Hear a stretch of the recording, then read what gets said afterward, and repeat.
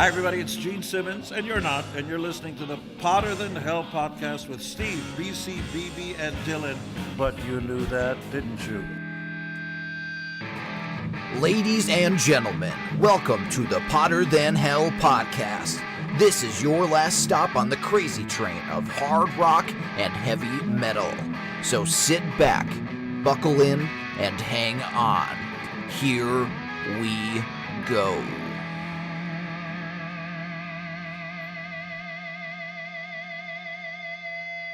Hey, Potter Than Hellions, welcome back to another episode of the Potter Than Hell podcast. I'm Steve, your host, and a little different configuration tonight. I'm joined by BB, and on the keyboards tonight is Dylan. And we have an awesome special returning guest that's been with us quite a couple, 2-3 times maybe, Chris Granza. Hello. He's a man of many words, this guy. Welcome back, everybody. Thanks for checking out all the episodes and sharing us and going back and forth with us on Facebook.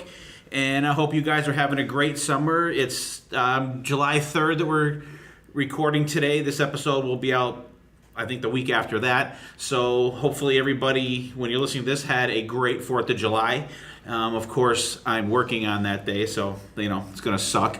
But hope you guys' summer's going great. And before we get going, Chris, what's happening with you? Nothing too much. Band is still plugging away. Got a couple shows coming up. That's about it. Excellent, cool. BB, what's up? What's new with you? Anything with you? I got nothing. Vinyl hunting. Now that BC gave me the rash. Now I picked up a couple the other Better day. get a penicillin shot. So just plugging away with the vinyl. Dylan, how about you? Actually, kind of the same for me. I just picked up a nice silver edition of Aladdin Sane from David Bowie. I always loved that album. Really happy that I got like a nice silver disc for that instead of the typical black. At some point, I'm going to get all of Bowie's LPs, but that's going to be a lot of money and many months down the road. A lot of hunting. Yeah, and while you're at it, just what are you listening to besides your new Bowie stuff? Anything? I was listening to that. I was checking out actually some Beatles because I heard All Together Now on a commercial, and it kind of got me back into the mood. So I've been listening to Abbey Road and also Past Masters, which is a collection of their singles that weren't released onto albums. So like Paperback Writer's on there. Songs like that. There's actually a German version of She Loves You called Sie liebt dich that's really good, where they just sing all in German, and they do one for I Want to Hold Your Hand as well, because they used to play in the Hamburg clubs all the time. So really? Be like when David Lee Roth did the Spanish version of Eat 'Em and Smile. No good. No bueno. No bueno? No habla? I didn't understand it. No habla, neither did I. Music was still good, though. No comprendo. Music was still really good. El David Lee Roth. BB, what are you listening to? I picked up the heavy metal soundtrack LP at a local flea market and threw that on when I got home on Sunday. Fantastic. A lot of hidden gems on that album. You played Working in the Coal Mine 600 times, didn't you? Well, yeah.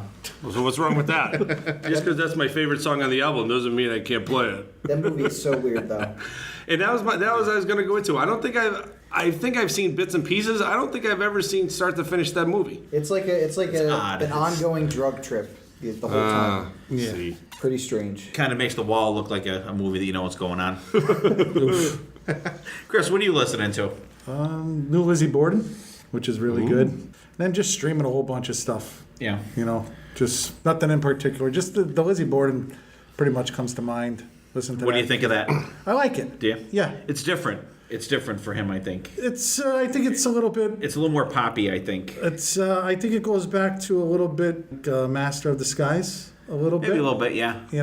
With a modern twist to Master of Disguise. Yeah, I think it's good. We're gonna actually review it in a couple weeks. I think we're gonna do a review on it now. I didn't tell you guys yet, but we're gonna do that. I heard a couple songs, and I was like you said, I was surprised. Like you have Lizzie Borden, and then the way the couple of the songs came across was a little. Yeah.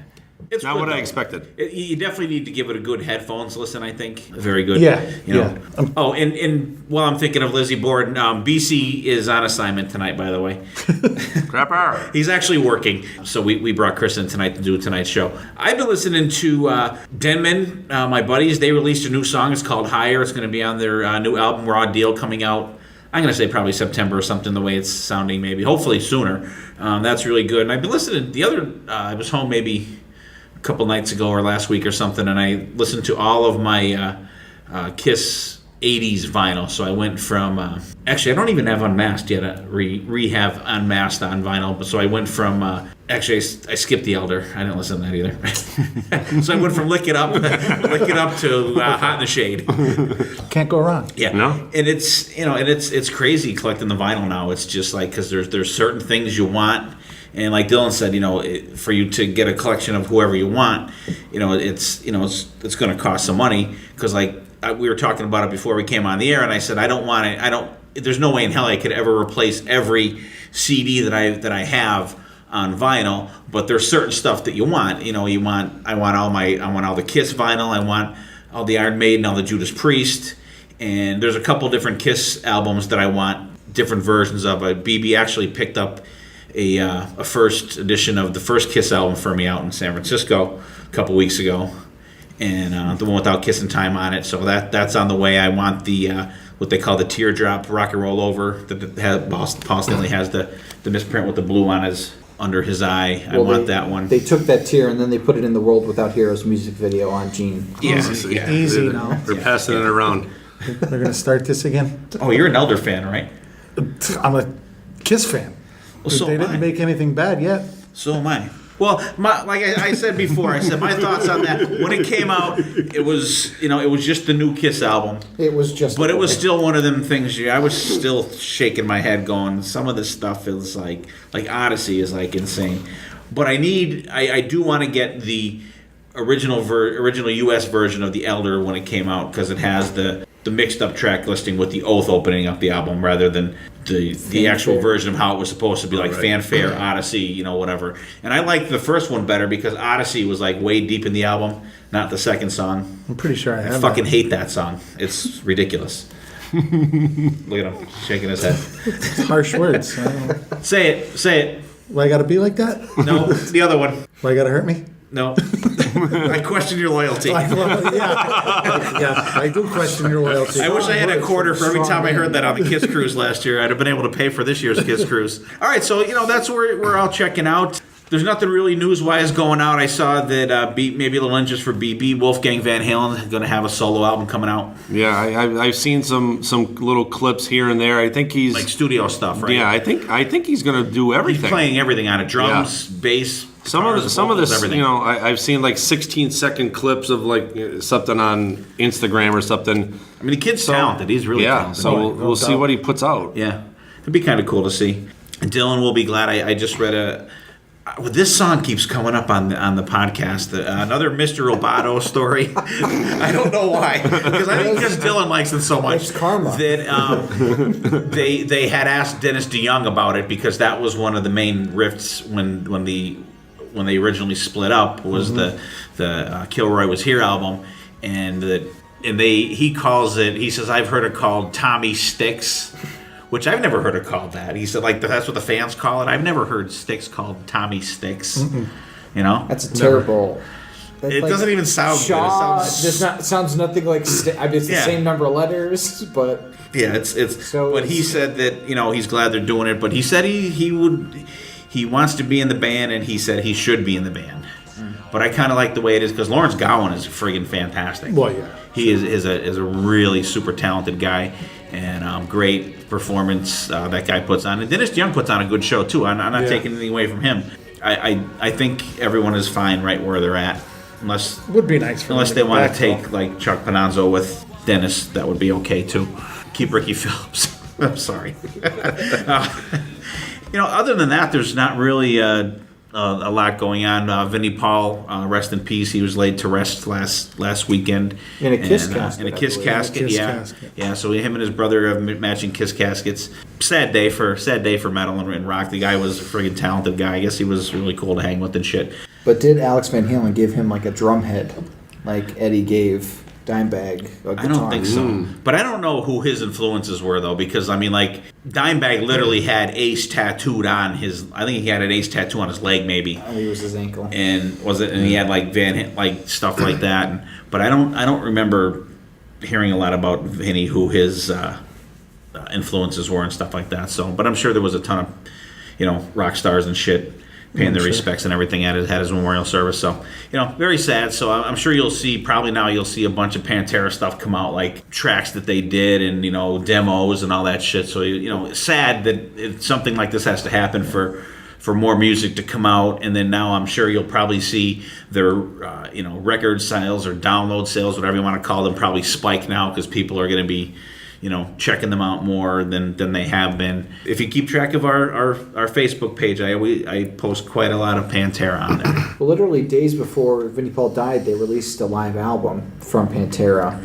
Can't remember what exactly it's called. Oh, did they? I'm looking it up. Hell yeah has a record half done. Yeah. Yeah, all the drums are done. done. They just finished the drum tracks on like days before or something like that. Yeah. So that's going to be pretty cool when that comes out. I can't get into that band. I could never get into Hell Yeah. A couple songs I liked here and there, but I don't know. I think it's the vocals that I don't care for.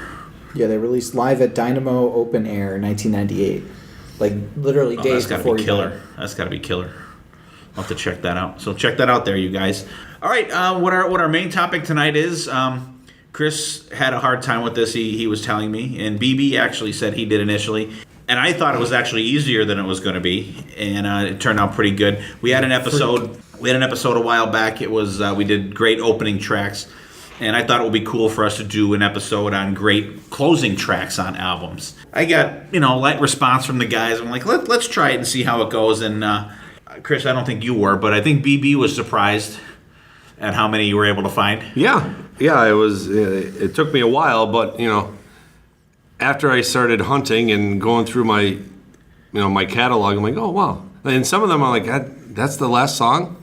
So some of them are really surprising that I have. Yeah, and it's funny too because we'll talk about it. We'll talk about a couple albums at the end.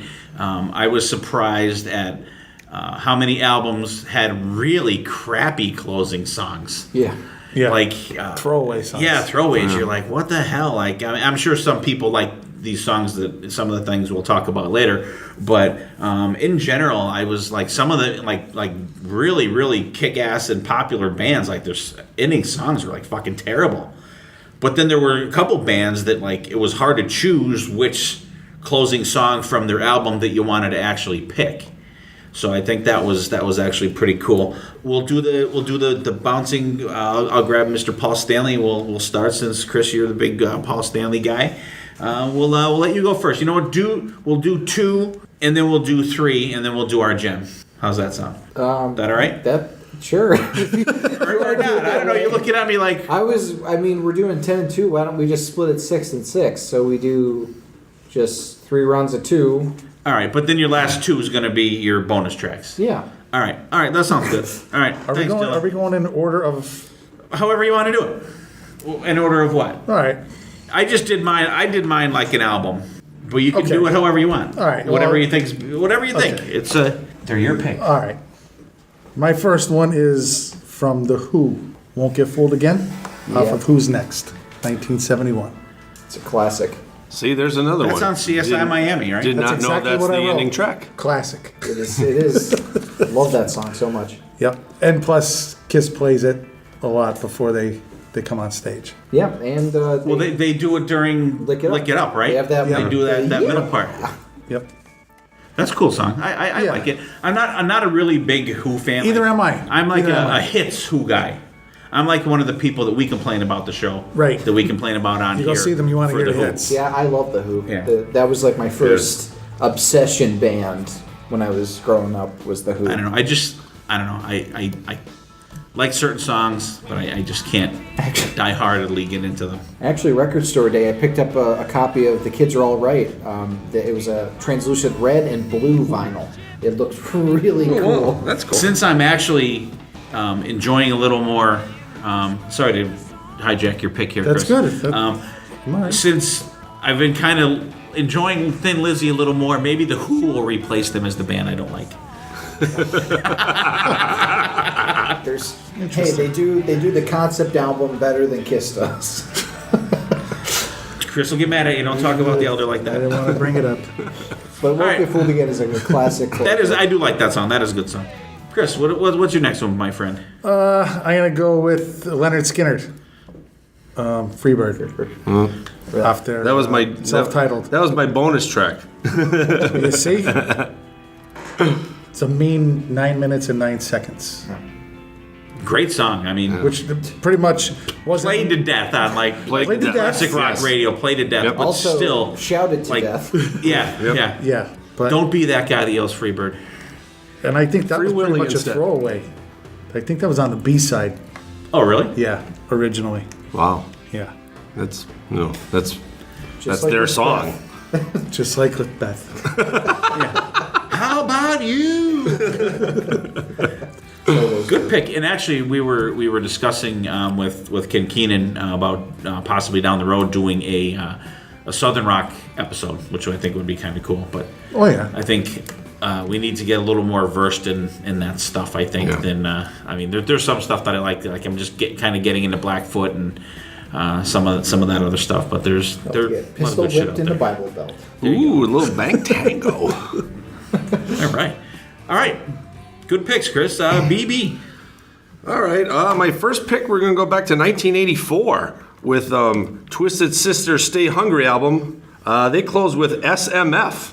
I'm not going to say what it stands for because we're a family podcast and I don't want to go there. But You're allowed to curse. okay, Smiley Man Friend. Smiley Man Friend or Sick Motherfucker, whatever you want to go with. I think it's a great closing song. It's a really cool start. There's like a guitar, cymbals, interaction there with ending it, and it's for an actual Twisted Sister song. It's for a fan. I think it's a great classic Twisted Sister song because they don't play that. They didn't play that a lot on tour. And if you're a fan of Twisted Sister, you want to hear something like that going to see them. And then my second one is from. Well, let's talk about this. Oh, I'm sorry. Great song. I've seen them perform it a couple times. I Yeah. mean, they definitely. Right. I think I saw them 3 times. I think on the Stay Hungry tour, but I don't think they did it. Where did you see them 3 times on Stay Hungry? I saw them. Binghamton? I saw them in Allentown. I saw them. They opened up for Dio in Philadelphia. And then that was a great show. That was great. And that was 1983 or 80, I think it was 84. I think it was Stay 84. Hungry came out. Huh? Were you looking to me for an answer on that one? No. I was just looking around. I was just looking around. Was Allentown with Rat and With Rat, it was supposed to be Lita Ford, but Lita Ford didn't play because her bus broke down. Oh. But then she came out and played a song with Rat. I think she played a song with Rat at the end, so we never got to see Lita Ford that day. But and it was like 84, so like you were just like branching out in all these different bands. Yeah. And I was like, holy crap, does this guy curse a lot? It was like fucking crazy. Great song, and that's what they call us Twisted Sister. Twisted Fister. That's going to be the tribute band. Twisted Fister. Sick motherfucking if you haven't tried it, Fisters. try it. The Fisters. That's what it is. Sick motherfucking Fisters. The Fisters. SMFF. Oh my God! Here we go already. Already. We're really on the- that was actually one of my picks too. Oh yeah. Yeah. See, I had to steal Freebird. And you know what? In the 3 pages of songs I have written out, I do not have that one right now. Really? Wow. Yeah. That's a classic. Yeah. That's just Yeah. it's in your face. Well, I knew you'd pick it. Thanks. No, I never. We Even, got great taste, I didn't with wanna the bring it host, up. his yeah, I taste is, stopped after 3 pages of songs. Good pick though. All right. My second pick, we're going to go to 1996. Even though this was on somewhat of a greatest hits album, Van Halen released 2 songs, but they closed their greatest hits album with David Lee Roth singing Me Wise Magic. I love the music to it. The music to this song almost brings you back to like a Balance era, but with Dave's vocals. So once again, Steve is proved correct that a Sammy sounding song would sound much better with fucking Dave singing. I just love the Excellent song though. Excellent song though. You're right. I couldn't wait to say something. We're playing volleyball. I just gave him like I just set it him, and he's coming down for the spike. As soon as he said that, I'm like, oh, here we go. Let's get right into that. I was gonna wait a little later in the show to get into that, but hey, we had to bust it out early.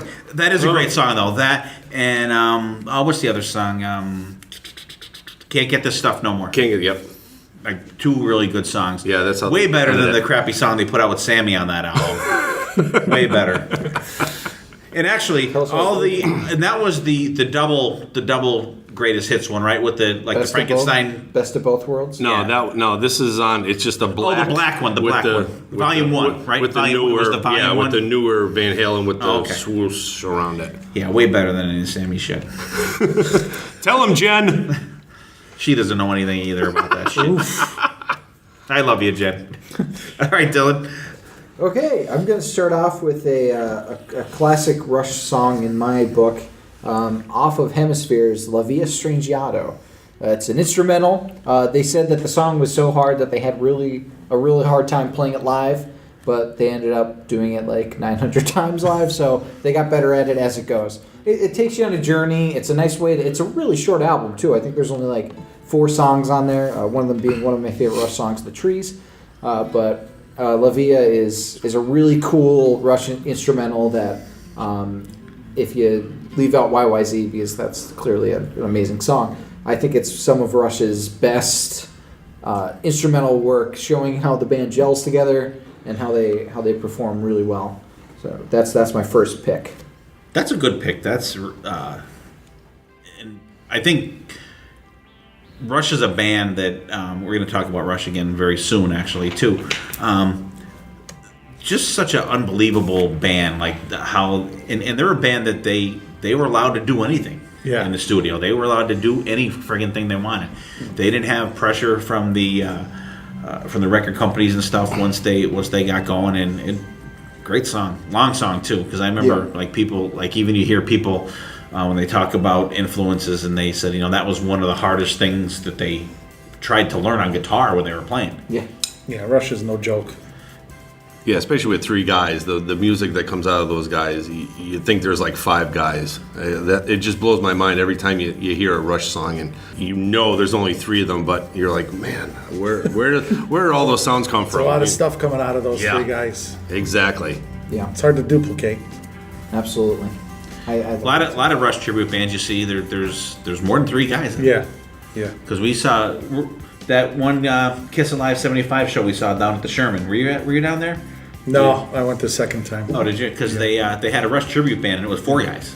Yeah. So they had a keyboard guy and a bass, drums, and guitar player. I mean, they were really good though. They were excellent. Yeah, Rush is no joke. Yeah. And my second pick is possibly the last Queen song that Freddie Mercury ever recorded, off of Innuendo. It's "The Show Must Go On." He was sick and dying of AIDS, unfortunately, and Brian May was like, "I'm not sure you're going to be able to sing this. You're in really bad health." And apparently, Freddie Mercury was like, "I'll fucking do it, darling," and then downs a fifth of vodka, and then proceeds to do the song. He rallied. One take. And it's a really like high range song, and you listen to it, it doesn't sound like a man that's on his deathbed. It sounds like a man in the real throes of life. It's a really powerful song, and especially thinking about how it's the last song that Freddie Mercury possibly recorded.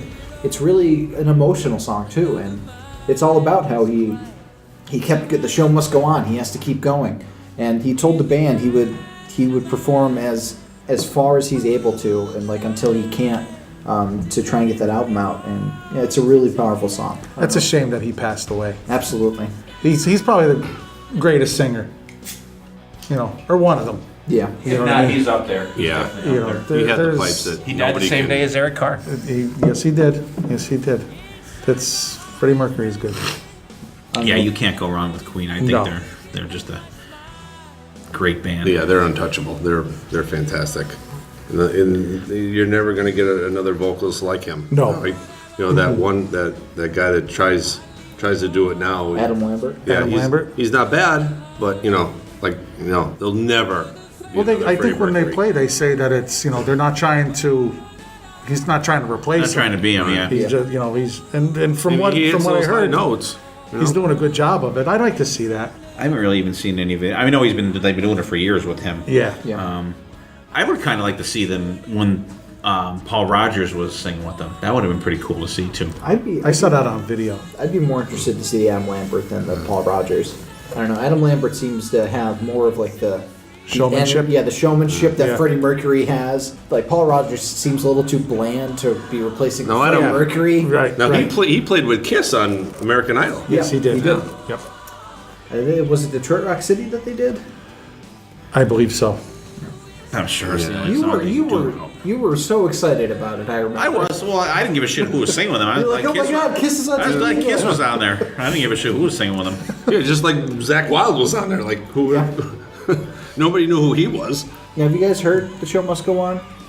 Do you guys remember that song? I'm sure I've heard it, It's good. but I probably haven't heard it in a while. But I definitely, it's in my head now that you're saying that. All right, cool. Good picks, everybody. I am also, which I don't know why Dylan picked his song that he picked because he knew which song was going to be my first song, but I didn't know it was going to be your first song. I told you it was going to be my first song. But anyways, different album. band's debut album that is fucking great. And my main thing with picking my songs was that I wanted to pick a song that when you hear it, you're going to be wanting to hear more. It's like when if you're a golfer, you're playing golf, you hit that one good shot that brings you back. So you want that one good kick-ass song at the end to make you be wanting more of these bands. Start it over again, the whole record. Yeah, or just do wanna, another album. I just want to point out that you used a golf metaphor to like talk about like exciting rock and roll music. I picked know. up on Hey, I that. played many a round of golf with the headphones playing, rocking out, and they were some of my best rounds. That's where you messed up, son. I know. Maybe I need to start doing that again because I suck lately. You're supposed to be on the golf course for peace. That's how I get my peace. That's how I Nice, relax. Quiet, open air, walking around, No. enjoying being outside, and you got that. Oh, it's like he's on the porch. He's drinking with his headphones on. Come I know. on. It's like every other day on the porch. It's all a state of mind. Rock and roll state of mind. So what song are you picking? Okay. Right. Kick-ass band, obviously Rush, since I kind of gave it away, from their first self-titled album, and the song's Working Man. Just a killer song. And it came out in 1974, but this is a song that's even, if you listen to the lyrics, it's even relevant today. Lyrical and music-wise. I mean, this song sounds as good at them doing it now as ever. And just a great song. Yeah, it definitely holds the test of time with these guys, and one of their iconic songs that everybody knows, and for being released in '74 and still being popular today, that's a testament to what a great band they actually are. I consider it the first glimpse of complicated Rush, because the other songs are pretty straightforward 70s rock. You start songs with on the that you start album. with the time changes. Yeah, but in this that one song. it starts getting a little more complicated even before Neil comes into the band. This is with John Rutsey on drums, yeah. but it's a kick-ass song. It's been my favorite Rush song for a long time. All right, cool. Yeah, and that first album is really good, and I'm looking for a decent copy on vinyl for that one too. That's what I definitely want. For my second tune here, I'm gonna pick AC/DC, "Kicked in the Teeth" from Powerage, 1978. It came out, and we had the AC/DC episode, and I was called several names for picking this as the best AC/DC album. I think it was maybe. No, it was because you picked like Highway to Hell as like the second last AC/DC album in your ranking. That's why we were. Oh giving well, you this shit. is definitely Powerage is definitely better than Highway to Hell. Well, not really. They all sound the same. But this is definitely my favorite AC/DC album, and I don't. The only song I don't really care for on that album is "What's Next to the Moon," which I don't. It's like okay, but I think all the rest of the songs in the album are great. Even like the more mellow "Gone Shootin'," but like the last two songs in this album are "Up to My Neck and You" and "Kicked in the Teeth." What a like double punch, like for Left two and a right. ending songs, let alone just the ending song. Just straight out rockers, and this album I think makes a statement for these guys. Just here we are. This is our sound. We're not changing it. Fuck everybody else if you don't like it. Tough shit. You listen to our album, and what do? You get kicked in the teeth again. They didn't change it. They did not. Well, they did now. Now everything is mid-tempo. Since I think after the Razor's Edge, I think all the albums are kind of mostly mid-tempo songs, with a few exceptions here and there. But back in their heyday with Bon Scott, I mean, they were a fucking machine. Yeah. Definitely. Dirty. Yeah. Dirty, grindy. Dirty. Cool. All right, Chris, give me 2. All right. I'm going to go with Iron Maiden, Rime of the Ancient Mariner, off of Power Slave. 13 minutes and 45 seconds, written by Steve Harris. It's a classic. I always love it when they play live. Yeah, definitely a great song, and the podcast is a big fan of that album, and yeah, you can't go wrong with that. The Iron Maiden's just fantastic nowadays, and bringing stuff like that out to certain shows that they're playing now, and just rocking out old songs, and that's definitely a Maiden classic that should be a little bit. I think should have got a little bit more airplay in. The 13 minutes and 45 that seconds. Kind of shot any extracurricular airplay. I think they can get rid of maybe 2 minutes because the part in the middle drags a little too long. But it's atmospheric. It's but it's a little too. There's it works live. It works does. live, but It's listening to the album, you're just okay. I'm waiting for the bass to come back in. But I think it's an amazing closing track to that album. That is a journey song, and that's what Maiden's perfect at.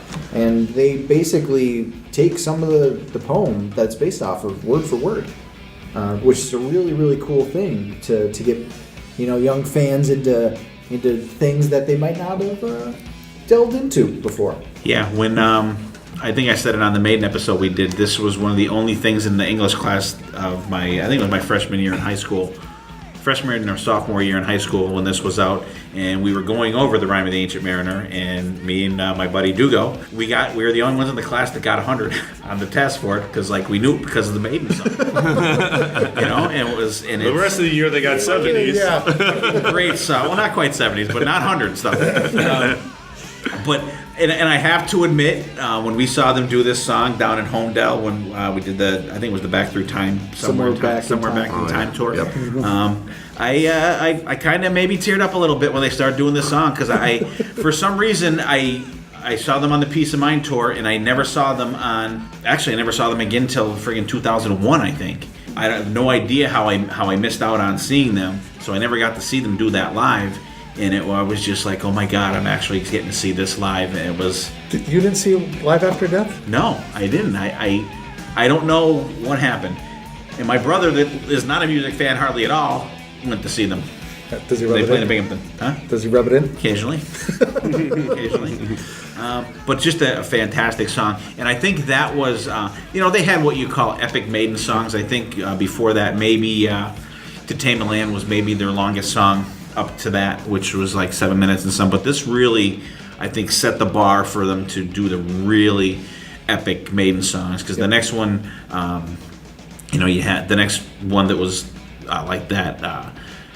Pretty much, you had on Somewhere in Time. Alexander the Great. Yeah, Alexander the Great, and then on Seventh Son, you had Seventh Son of a Seventh Son. Yeah. But which was weird is usually they'll reserve those songs at the end of the album. Yeah, But Seventh Son, that was right in the middle. Yeah. But great pick, and actually that was one of my picks, so I haven't gonna pull an audible for when I get to mine. Cool. Next, Scorpions, Still Loving You, off of Love at First Thing. Oh, I didn't tell you. There's no ballads. You can't pick a fucking ballad. Oh, damn Sorry. it. You didn't fax me the memo. That's my entire list gone. Oh, man. See? Shades of Grey from Catacombs to the Black Vatican. That's right. Off the list. Oh, man. Yeah, that's a great album. Scorpions.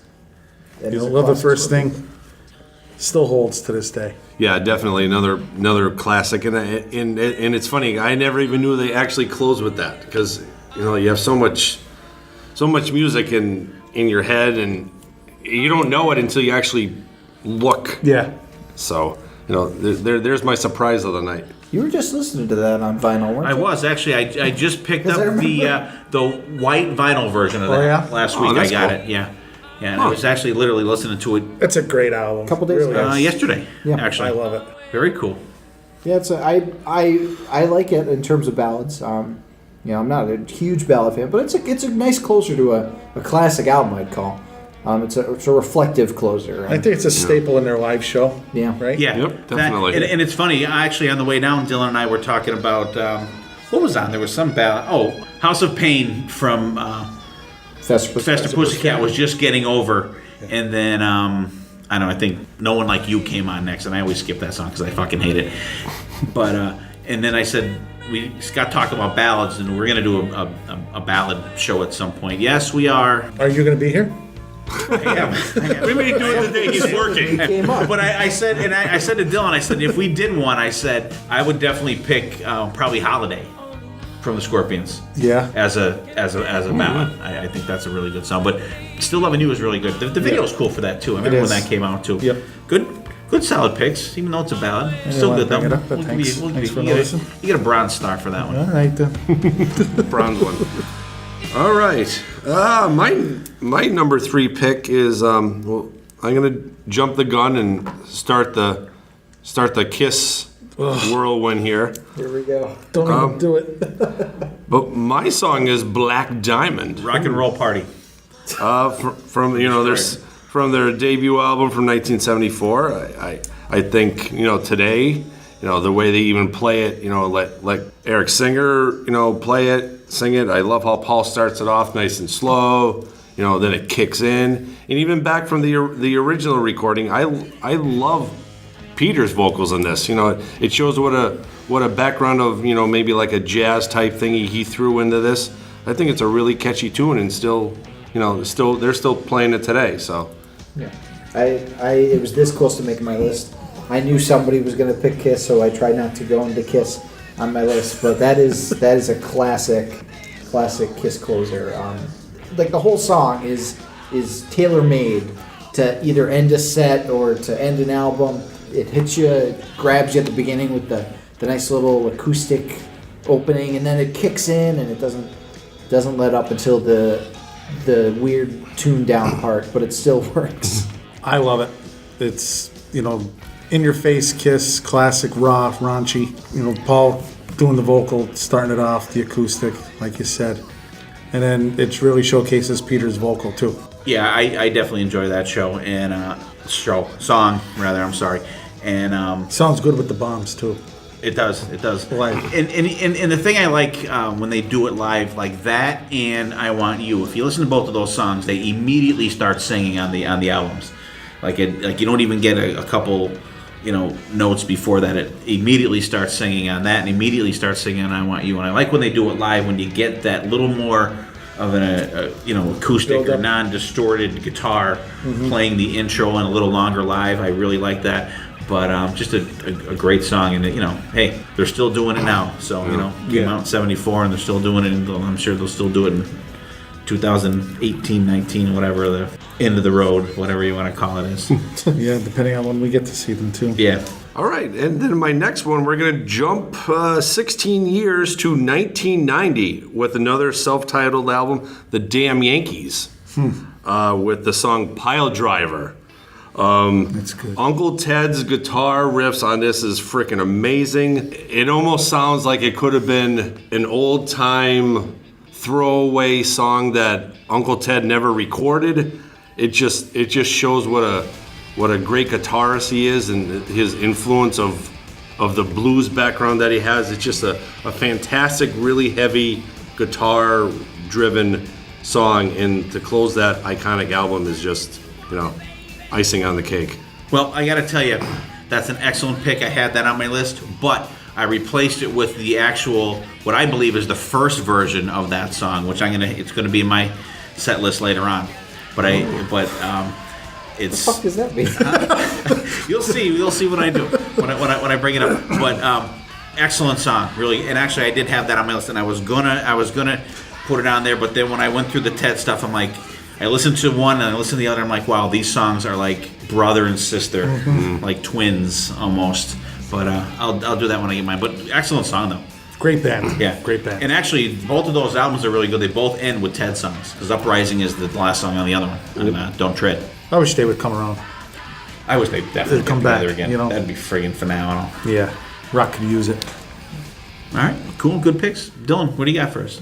So the next song that I have is what I point to whenever somebody asks me, what's a great closing song? This song has everything that I look for in a rocking album ender, and it's off of Buck Cherry's All Night Long. It's Dead. It's just from start to finish, just a rocking song. It has amazing solos in it. The vocals of Keith something. It's either, I always confuse Jeff Keith's name. Josh Todd. Josh Todd, yeah. See, that's, yeah. Maybe Keith is his middle name. Yeah. Jeff Keith and Josh Todd? You get them confused? It's the one syllable It's the- first and last name. Wow. It's the first name is the first name and last name. Yeah. He ends with a nice "suck it" to close the album, and it's Dad. I know you've heard that song before. You could attest that it's. Oh, absolutely. I don't know if you guys are familiar with it at all. Did I play it live? Great rocking song. I'm sure they have. I've seen them a few Kick times. ass song. That's a song and we've talked about it. Actually, BC was talking about it. He was listening to stuff when we were doing the concept album ones. Like there's those certain songs if you have it in the background music and you hear it, it makes you stop and go, "Wow, this is a fucking good song." That's the type of song that this is. Yeah. Really, really good. Good pick, Dylan. And my next song is from Metallica off of Death Magnetic, My Apocalypse. The shortest song on that album at 5 minutes. Has the actual name of the album in it. It's a real just like straightforward thrash song. Nothing too fancy, but it's a classic ender for Metallica. Definitely a return to form for them on that album. The production isn't great, but the song makes up for it, and so do the rest of the songs on that album. So it's a nice way to end. Metallica returned to the thrash game after St. Anger in that long ass break that they had dealing with Napster and finding a bassist and all that fun jazz. Rediscovering what a guitar solo was. That as well. And a good song. Yeah. Yeah, definitely a great way to go back to their roots, where they came from, and that song definitely is a test of where they came that's from. a good record. It's a good comeback record for them. Yeah, it is. There's a lot of great stuff. And whatever guitar solos weren't on St. Anger, they're definitely on that album. Definitely. Yeah, they made up for it. Excellent. Definitely. Great picks, Dylan. My next pick was going to be Rime of the Ancient Mariner from Iron Maiden, so I will call an audible on this one here. I'm going to go with 1983's Def Leppard, Billy's Got a Gun. Iron Maiden. I took one of BB's, I think. Just a great song. It's not like a really rocker song, but it's just a good mid-tempo song, and I just love the end. Bang, bang, da-da-da, and it ends like that. I think it's just a great ending to a great album. And not only the bang bang how it ends, but also like it's like your 8-track or your tape is being eaten. It goes Yeah. do. I thought that was a cool ending, and who knows what that's all about. Nothing like a rush of adrenaline to save your 8-track. Yeah. My 8-track. Hold the tape out. Oh no! Yeah, I really thought that was a cool song, so that was one of my audibles. Sorry, BB. That's all right, buddy. And here's another band I always think of that I love debut albums. I love when they start out with a great album. This is a great bookend album, I think. First Night Ranger album, Dawn Patrol. And it opens up with "Don't Tell Me You Love Me," which is like their signature song. Yep. And then the last song is "Night Ranger," the name of the band and the name of the closing song. And it's just a great song. It's got an awesome tempo change, rocking part in the middle, and then goes bang right back down, right back into it. Just a great band, great debut album. And even all the songs in between are really good. Just a ton of great songs on that album, and even the songs that they don't play live often are fantastic on that album. Night Ranger, one of my favorite bands, is a great record, and that's a good song. Yeah, it's funny how they, that you would think, in your head, the name of the band, they're going to throw one or two. Yeah. You never expect them to go dead last on it. Yeah. But definitely a fantastic album, fantastic band, and like Chris said, it's a great song. Well, hey, Iron Maiden also ended their first album with Iron Maiden. Iron Maiden. Yeah, Yeah. True. they're a good company. Those first two Night Ranger albums are just perfection. Yeah. I would even extend it to the third one, but not like As quite much. Right. at that. Yeah, because I mean, amazing even the level. songs they don't play on that album, like "At Night She Sleeps," "Call My Name," "Can't Find Me a Thrill," "Young Girl in Love," "Play Rough." I mean, even their songs you rarely ever see them play live now because they have such a catalog to play. They're just good songs. That's an album that I don't think there's any skippers on that album. No. And it just ends. Night Ranger is fantastic. Love it, absolutely love it. Chris, what do you got up? I am going to go with. I'm going to be on the Night Ranger train. Goodbye off of Seven Wishes. Written by ballads. Jack Blades and Jeff Watson and sung by Kelly Kagi. Love that Paul Stanley song. He does have a good goodbye too.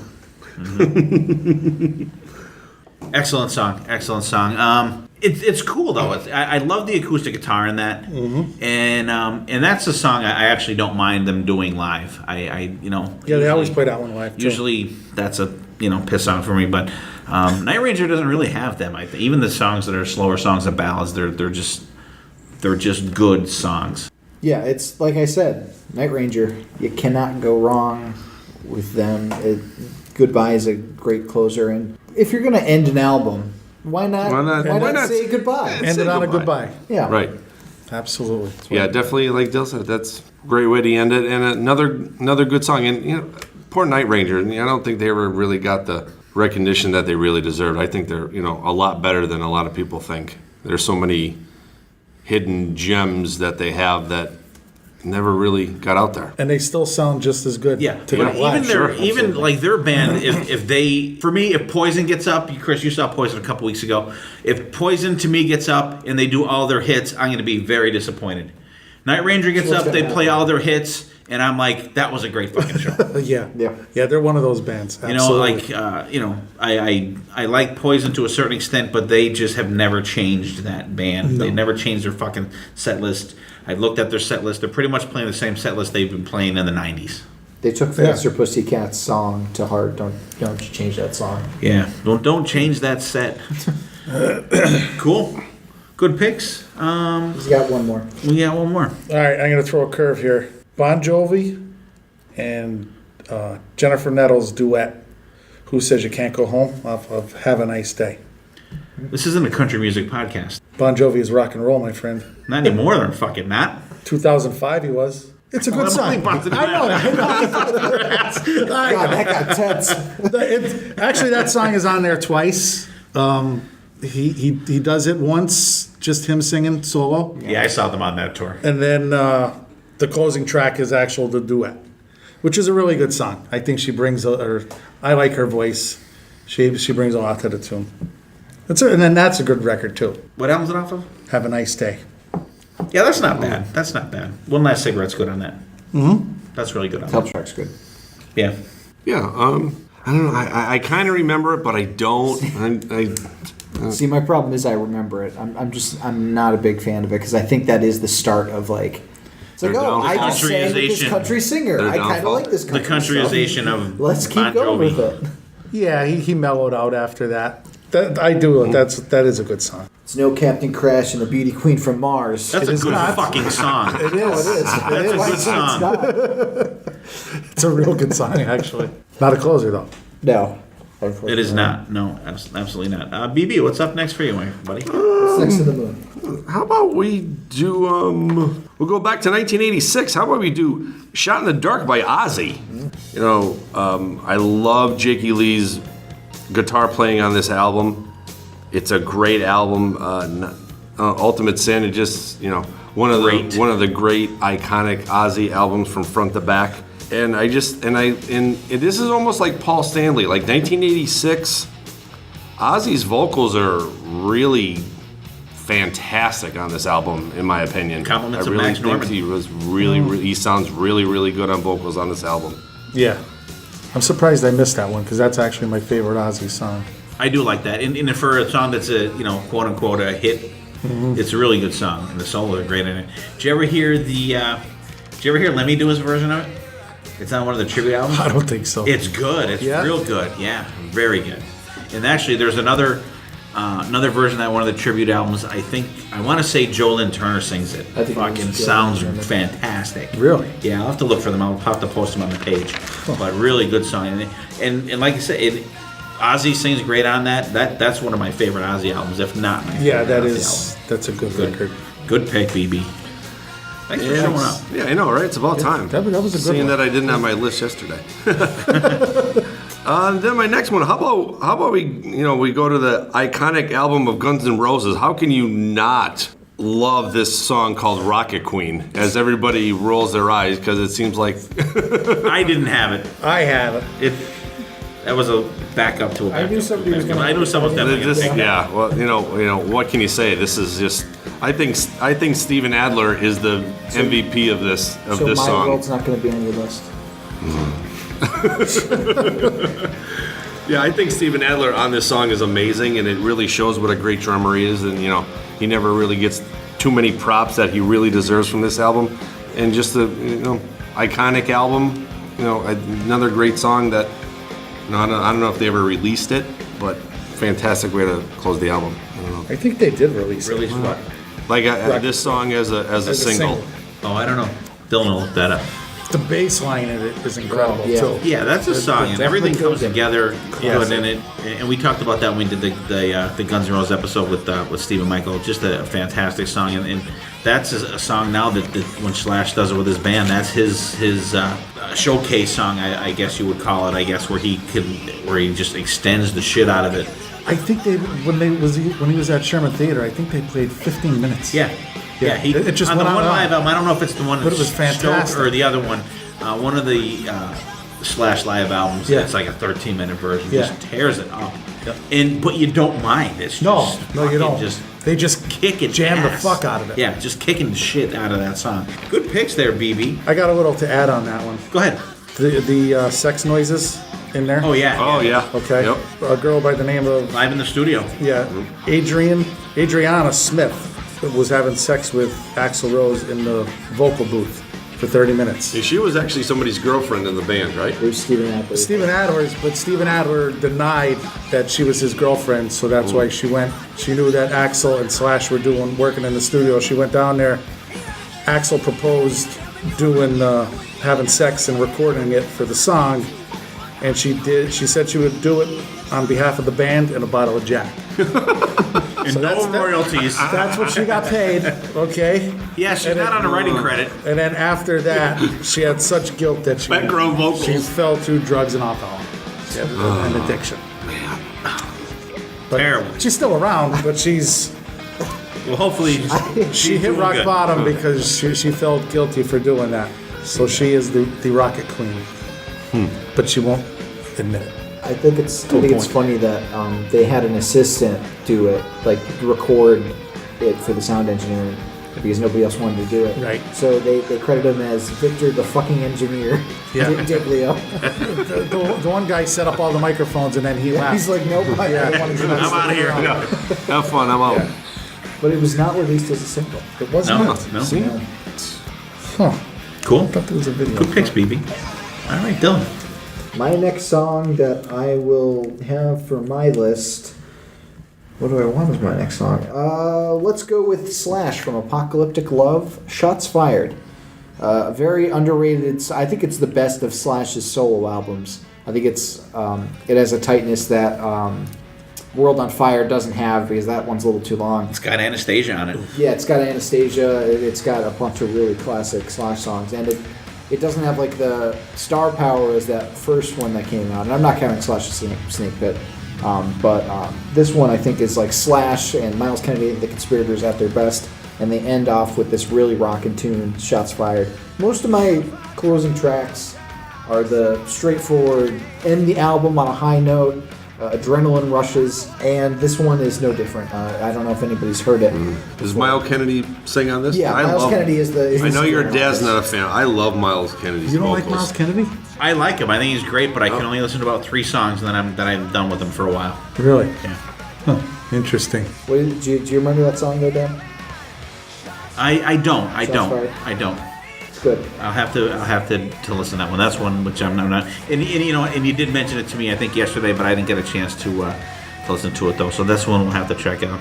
So you guys out there, let us know. Shots fired / Yeah. from My Apocalypse, right? Apocalyptic Love. Apocalyptic Love. And That was the Metallica song. that was the Metallica song. I picked, yes. And my next song is a cover of an Ainsley Dunbar Retaliation. Oh, no covers. Song. No And closing it's off tracks.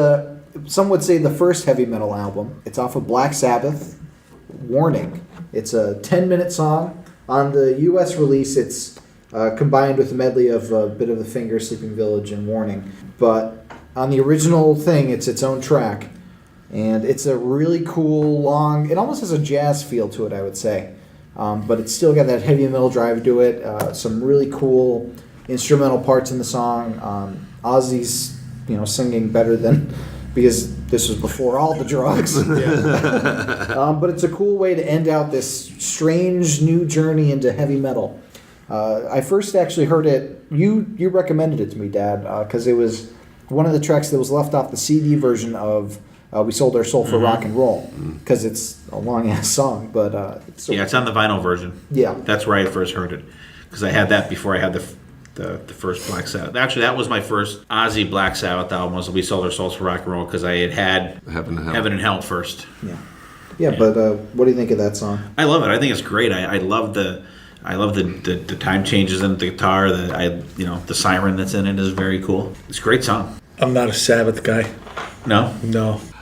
You may hear another Sabbath closer very shortly, sir, and we will have to debate which one is better. I think I know it. I think I know. That's a ground ball. Unless I pick it first. Have you seen it with your own two eyes? Because I can throw it out there right now. That's right. And have it out of the That's way. true. But I already boned you on one, so I'll let it go. Good pick, though. The Warning is great. I actually got to listen to that. I haven't listened to that in a while. I'll have to great check Queen's that Rock out song. again. And this band actually has been mentioned already, and I think this was from this band's last really good album. It's a Bon Jovi song. It's One Wild Night from the Crush I album, almost put that 2000. down. That is it's a great album. It has It's My Life on it. It has Captain Crash and the Beauty Queen from Mars on it. Just a great. I honestly think it is the last great Bon Jovi album. I think it's a really good, solid Pound album. for pound, it's probably the last Yeah, one. absolutely. Because all the songs are good on it. Yeah, I think it's great. If you haven't checked that album out, listen to it. Check out Just Older and check out Next 100 Years. Yep. Richie Sambora absolutely tears the fucking roof off of the studio on this fucking version. Yeah. But back to One Wild Night. I'm sorry, the song we're actually talking about. Just a great song. Just a good rocking song. High energy. High energy. Really, just great. Does that start with like the carnival? Yeah, and then it's Yeah. and then it kicks in. Yeah, I do remember that song. It's just that it's a great album, and I think it's an excellent ending song. Yeah, Just really cool. absolutely. Good pick. Real good pick. I think it's a fucking excellent song. Well, we were gonna do 5 and then 5, but this would be like my beginning of side 2.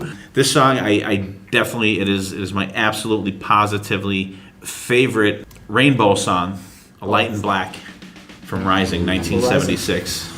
It's a classic.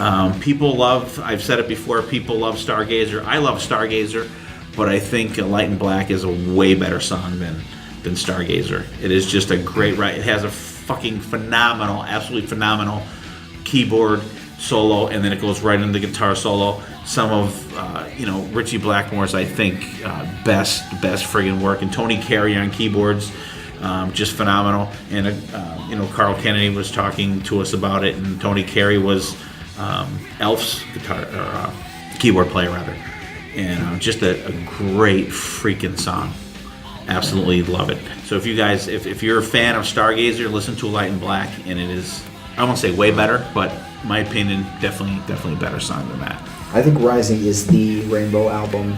Kill the King is definitely a close my second, God. but Rising just has so many good, like Terror Woman. Terror Woman, Starstruck. Starstruck is amazing. Run with the Wolves. See, Starstruck is my tune on that one. I love the Starstruck.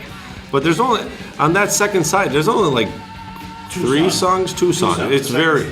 It's Stargazer and Light Black are the last two songs on side 2. And what a side 2. Yeah. Those songs are... Hey, you have them 2 songs on there. It's like 16 minutes for just those 2 songs. They're a little bit more. Yeah, it's like almost 17 minutes between those 2 songs. And then Dream Theater would top it by doing it 20 minutes. Yeah.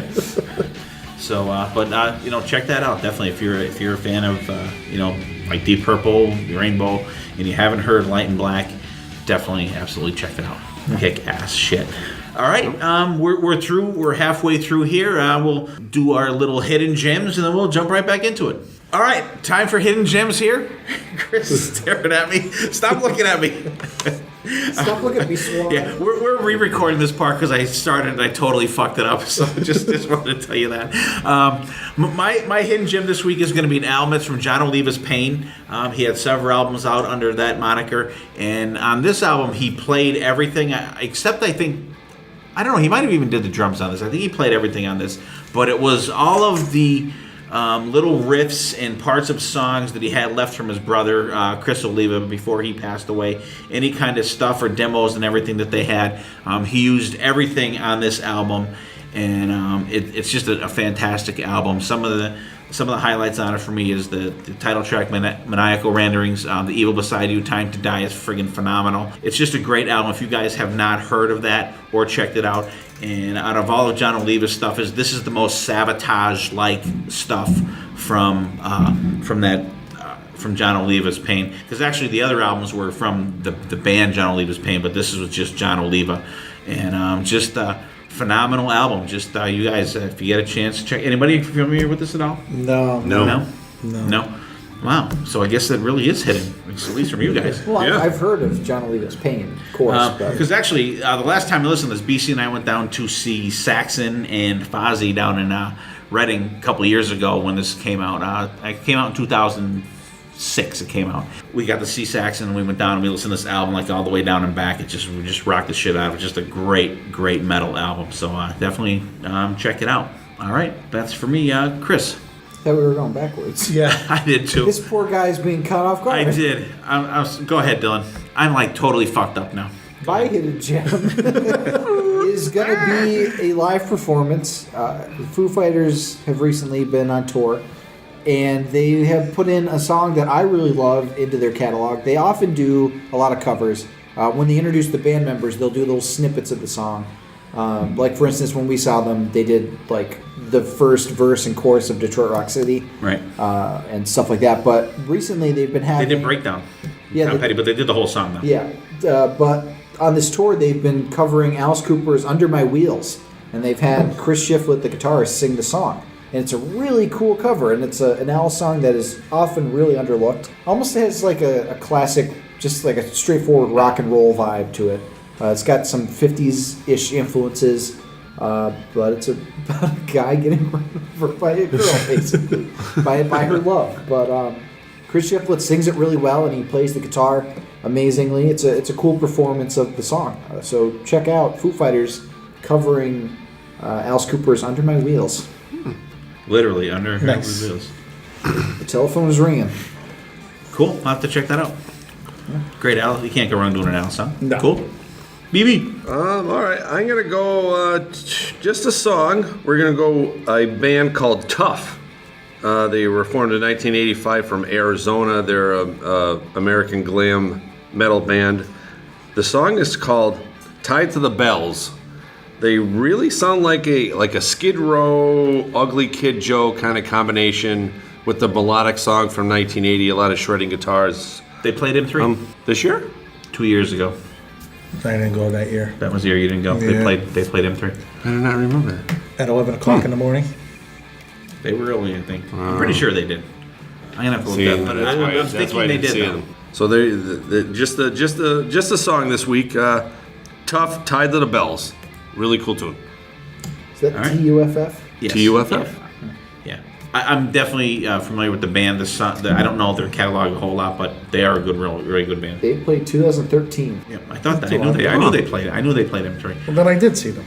They played. They must have. They played when the upper stage was still up in that parking lot area, not the one down the hill. Yeah, it's a small. It looks like a real small stage. So Yeah. Yeah, they were good. They were really good. Thanks. See, I was not mistaken. Hang tough. Cool. All right, Chris. My hidden gem is an album by Skid Row called Thick Skin. Ooh, That- good. Was released in 2005, and it was the first one with Johnny Solinger, first studio album with Johnny Solinger singing. If it wasn't labeled a Skid Row record, I think it would have done a whole lot better. The songs on it are incredible. It's just a good hard rock album, and I think just because back in 2005, 80s hard rock bands were kind of not that popular, so I think it went under the radar. They do a cover of I Remember You, 2. but it's called I Remember You 2, which is a punk rock version of the original ballad, I Remember You. And the reason that why this got on my radar is my band now, Reach for the Sky, is actually, we put this one in our set list. I Remember You 2. I Remember You 2. It's like a punk version of the song. Yep, and I get to sing it, so... Oh, That- cool. that- Double bonus. Yeah, so, but there's, if you listen to this record, it is an absolute It's great. hard rock record that I think went underneath the radar. So Absolutely. I think... give it another, if you listen Yeah. to it in 2005 and you kind of thought it was mediocre, give it another listen. Give it a shot 'cause now. Right now, it's just, it stands up now. I don't know if you guys could hear that banging in the background. That's people in our town lighting off fireworks. It's the 3rd of July here. It's like fucking downtown Beirut in our town during the 4th of July season. So if you hear any banging in the background, that's actually not us banging the table this time. It's people in our town shooting off illegal fireworks. But that's a great album. And I really loved the Johnny Solinger stuff. I think it's great. I thought he was a great vocalist. Yep. You know. Cool Thought he was frontman. We've good seen him a live. couple times with them. Yeah. Real good. Yeah. Like Mouth of Voodoo on that is great. Born a Beggar. Thick as the Skin is friggin' really good. Just a really I love freaking Ghost. good Ghost is album. one of my favorite Skid Row songs. Yes. And Phil Verone's the drummer on that. Yes. Just a great album. Real good pick. I didn't want to really bring like it that up, one. but thanks for noticing. Yeah, right. Excellent. Thanks for showing up tonight. Thanks for Chris. stopping by. All right. Definitely. All right, Chris, you got the ball, so we'll get right back into All our right, closing tracks. What do you got? I'm going to throw a hot potato here. Uh-oh. And Dylan just mentioned this before. Purple Rain by Prince Nice. as a closer. Great album. Great movie. The actual original song was meant to be a duet with Stevie Nicks. I don't know if you knew that. Oh, wow. I did not know. The original demo version was 10 minutes long. And Prince had sent, it was an instrumental, 10-minute instrumental. Prince had sent it over to Stevie Nicks to have her write the lyrics for it. And her Really? words were, she's scared, it's too much for her, and she sent it back. So then Prince, he brought it to one of his practices, and the band messed around with it. And 6 hours later, it was Purple Rain. Pretty cool. I didn't know that about the song. Right. You know, That's very cool. you can't imagine that song go from a 10-minute instrumental to do a duet with Stevie Nicks to what it ended up as. You know, and actually, the fade out of that is a ripoff of Journey. Don't Stop Believing. Or is it Faithfully? Either one. I'll have to listen to it. Yeah, check it out. Yeah, definitely. Prince as a guitarist, like musically, fantastic. He's a very underrated guitarist that never really got the props that he deserved. Like, watch anything. I think it's I don't know if it's a B.B. King or a Ernie Ball thing. He closes the show and he just tears the shit out of guitar, and it just blows you away because you don't expect it. Was that on VH1? I think it was. There was a probably tribute to while somebody, ago. right? Yeah. And then at he the end, closed and he threw his just came guitar out. straight up. Yeah. And it never came back down. Yeah. Yeah. Amazing guitarist. Ripping. That's a classics. I would say seminal album. Every song on there is Yeah. just amazing. And Purple Rain is a great closer. Prince, I noticed, nails soundtrack albums because even though, Purple Rain's a great one, but even though it doesn't fit the movie at all, the Batman soundtrack, the songs in there are pretty good. It doesn't fit at all for the tone that's going on with that movie. Yeah. But he still put up some pretty good songs. That album was huge back when it came out. What was that, about 80? Batman was 89. But Purple Rain Purple Rain was 84. 84. He was a junior in high school. Much like Van Halen's album, 1986. Yeah. Good pick, though. I think Prince is... I wouldn't even say he's underrated as a guitar player. I think he's non-rated as a guitar player. Yeah, a lot of people didn't recognize him as you know, as a guitar they player. don't. But like I talked about it on one of our other shows. It might have been the one that Sonny Pooney was on. He does this acoustic thing. It was on MTV. It's like a 7 or 9 minute thing where he does little snippets of acoustic versions of some of his songs. It's just him. And I'm not a huge acoustic fan of shit like that, but it's fucking amazing. It really is. It's like really entertaining. Like he gets the crowd singing with it, and he's just phenomenal. And I was watching it, going like, wow, like you see him do the solo for "Let's Go Crazy" on the movie, right? You know, like wow, but like the way that it's done in the movie kind of seems like it's. I know real. it was like not him doing it, but it is, on the actual song. But just really, like I said, he's not underrated. I think he's non-rated as a guitar player. And that's, True. Not good. It's a damn shame. It is. Absolutely. Good pick. All right, I'm up again. You're up still. I'm going to just throw this out there now before somebody else takes it. Rock and Roll All Night off of Dress to Kill, 1975. I don't think that was going to be a problem. How wasn't it could be? Well, I don't think any of us were going to pick that. Why not? It's a great song. It's not the definitive version. It is. It is. Go, I didn't mean to interrupt you. I'm sorry. No, wait. Who was that now? Who sings that song? The greatest band in the world. That I agree with you on. Okay. Right. So this was the first attempt to release this song in 1975. The verse was written by Gene, and the chorus was written by Paul. Great song. You cannot get any more classic than Rock and Roll All Night. Right. Was the Right. song. The live version is a song that pretty much broke Kiss Alive. And then... and they're still playing it to Off this the day. races. It's probably their most popular song. Yeah. And it broke them in a different way. Which it's funny because there's a couple different Kiss Facebook pages and stuff, and they were talking about the end of the road, and what one of them was. I don't even remember which one it was, and I apologize for not remembering who it was. What Kiss song would you like to see them open up the End of the Road tour with? And I put Rock and Roll All Night. Yeah. Just to get it the fuck out of the way. Maybe they'll do an Alice Cooper thing where they start the set and end the set. Oh Rock and God! roll. I would take the fucking bridge. But it's a great song, but it's just played to death. It is, but all good songs pick. are played to death. So you're not because one of they're the good people songs. that keeps on shouting. No. You know damn well we'll be going crazy when the song comes on. Because they'll drive me wild. They'll drive you crazy. All right, then.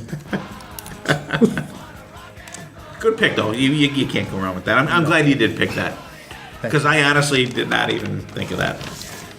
I don't know how you can. And the thing is, that wasn't even a closing song for them. That wasn't. It was just another song. Like, Let Me Go Rock and Roll was the song they just closed the shows with. Yeah. Which, in my opinion, is a superior song. Your opinion's wrong. I beg to differ, sir. All right, good pick, though. BB. All right. I'm going to hop on Chris's bandwagon with a little ballad here, but we're going to go back to 1991 with Skid Row's "Wasted Time." It's just a heavy, hard rock ballad. I love how Sebastian and Snake go back and back, almost like a little duet. But it just shows Sebastian's vocal range. How many high notes in this song that he really hits is just, it's really spot on for 91. It's a radio hit. It was the sign of the times in 1991. You got to get on the radio. You got to sell the singles and blah blah blah. But I think they really did a good job with this album. and closing this album with this song. Yeah, that's a great tune. You know, Sebastian kills it on it. Pretty cool video too. Oh You know, yeah, that's right. I remember that one. Yeah, not bad. I'm not a huge ballad guy, but it's a good song. I'm not a huge that kind of guy. Still good though. Yeah. Good pick. It's, Hey, it's Skid Row. I'll give it BC. Skid Row. And my next one is going to be the one that you guys don't know about.